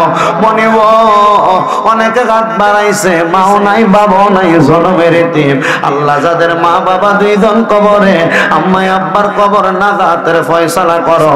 যারা বেঁচে আছে হায়াতে তৈয়বা নসিব করো। আল্লাহ, আম্মা আব্বার খেদমত করার মতো তৌফিক দান করে দাও। আম্মা আব্বার বাধ্যগত সন্তান হিসেবে কবর মঞ্জুর করো। আল্লাহ, আজকের মাহফিলে যারা টাকা দিয়া, পয়সা দিয়া, শ্রম দিয়া, বুদ্ধি দিয়া, পরামর্শ দিয়া, মাইক দিয়া, লাইট দিয়া, প্যান্ডেল দিয়া, মিডিয়ার বাইরা সহ সম্মানিত শ্রোতা মণ্ডলীরা, যারা যারা দোয়া চায় আমার পর্দার অন্তরালের মা বোনেরা, আল্লাহ প্রত্যেকরে তুমি কবুল আর মঞ্জুর করে নাও। মনিব, অনেক প্রবাসী ভাইয়েরা বিদেশ থেকে দোয়া চায়, আল্লাহ আমার প্রত্যেক প্রবাসীদেরকে কবুল করো। অনেক প্রবাসীর অসুস্থ দোয়া চাই, তাদেরকে কবুল করো। আল্লাহ প্রবাসীদেরকে সুস্থ শরীর দান কইরা বাংলাদেশের রেমিটেন্স খাতটারে আর উপরের দিকে উঠানোর মতো তৌফিক দান করো। আল্লাহ, বিশেষ করে এই মাহফিল 15তম মাহফিল, এই মাহফিল তুমি কিয়ামত পর্যন্ত কবুল মঞ্জুর করে নাও। বিশেষ করে ফরিয়াদ জানাই, আমি গুনাহগার, এই মজলিসের মধ্যে সবচাইতে বদকার আমি আমারে মনে করলাম। আল্লাহ, এখানে অনেক আলেম ওলামা আছে, হুফাজে কোরআন আছে, দাড়ি পাকা মুরব্বী আছে, বিশেষ করে এই মক্কার ঘর মদিনার ঘরের মেহমান আছে। আল্লাহ, বিশেষ করে তোমার অনেক খাস মকবুল বান্দারা আছে, বান্দিরা আছে পর্দার অন্তরালে, জানি না কার দোয়া কবুল করবা। ও আল্লাহ, প্রত্যেকটা দরখাস্ত তোমার কুদরতি কদমে সফরত করলাম। তোমার হাবিবে কিবরিয়ারে যদি তুমি ভালোবাসা থাকো, মোহাব্বত করে থাকো, আল্লাহ প্রত্যেকটা দরখাস্ত তোমার কুদরতি দরবারে কবুল মঞ্জুর করে নাও। রব্বুল আলামিন, ও ফরিয়াদ তোমার দরবারে। আমরা যারা হাত বাড়াইলাম আমাদের প্রত্যেকের মরণের আগে বারবার তাওয়াফে বাইতুল্লাহ জিয়ারতে রওজায়ে রাসূলুল্লাহ নসিব করায়া আখিরি জবানে মধুর কালেমা ইমানি কালেমা জারি করে দিও গো আল্লাহ। যদি আমরা মদিনা না দেখা মারা যাই মনটা মদিনা মদিনা বলে কান্না করবে। এজন্য সবাই আল্লাহর দরবারে দোয়া করেন আর করেন, যার নামে রেখেছো তুমি মুহাম্মদ রাসূল, সেই নামের উসিলায় দোয়া করো হে কবুল, আল্লাহ করো হে কবুল। বলেন যার নামে রেখে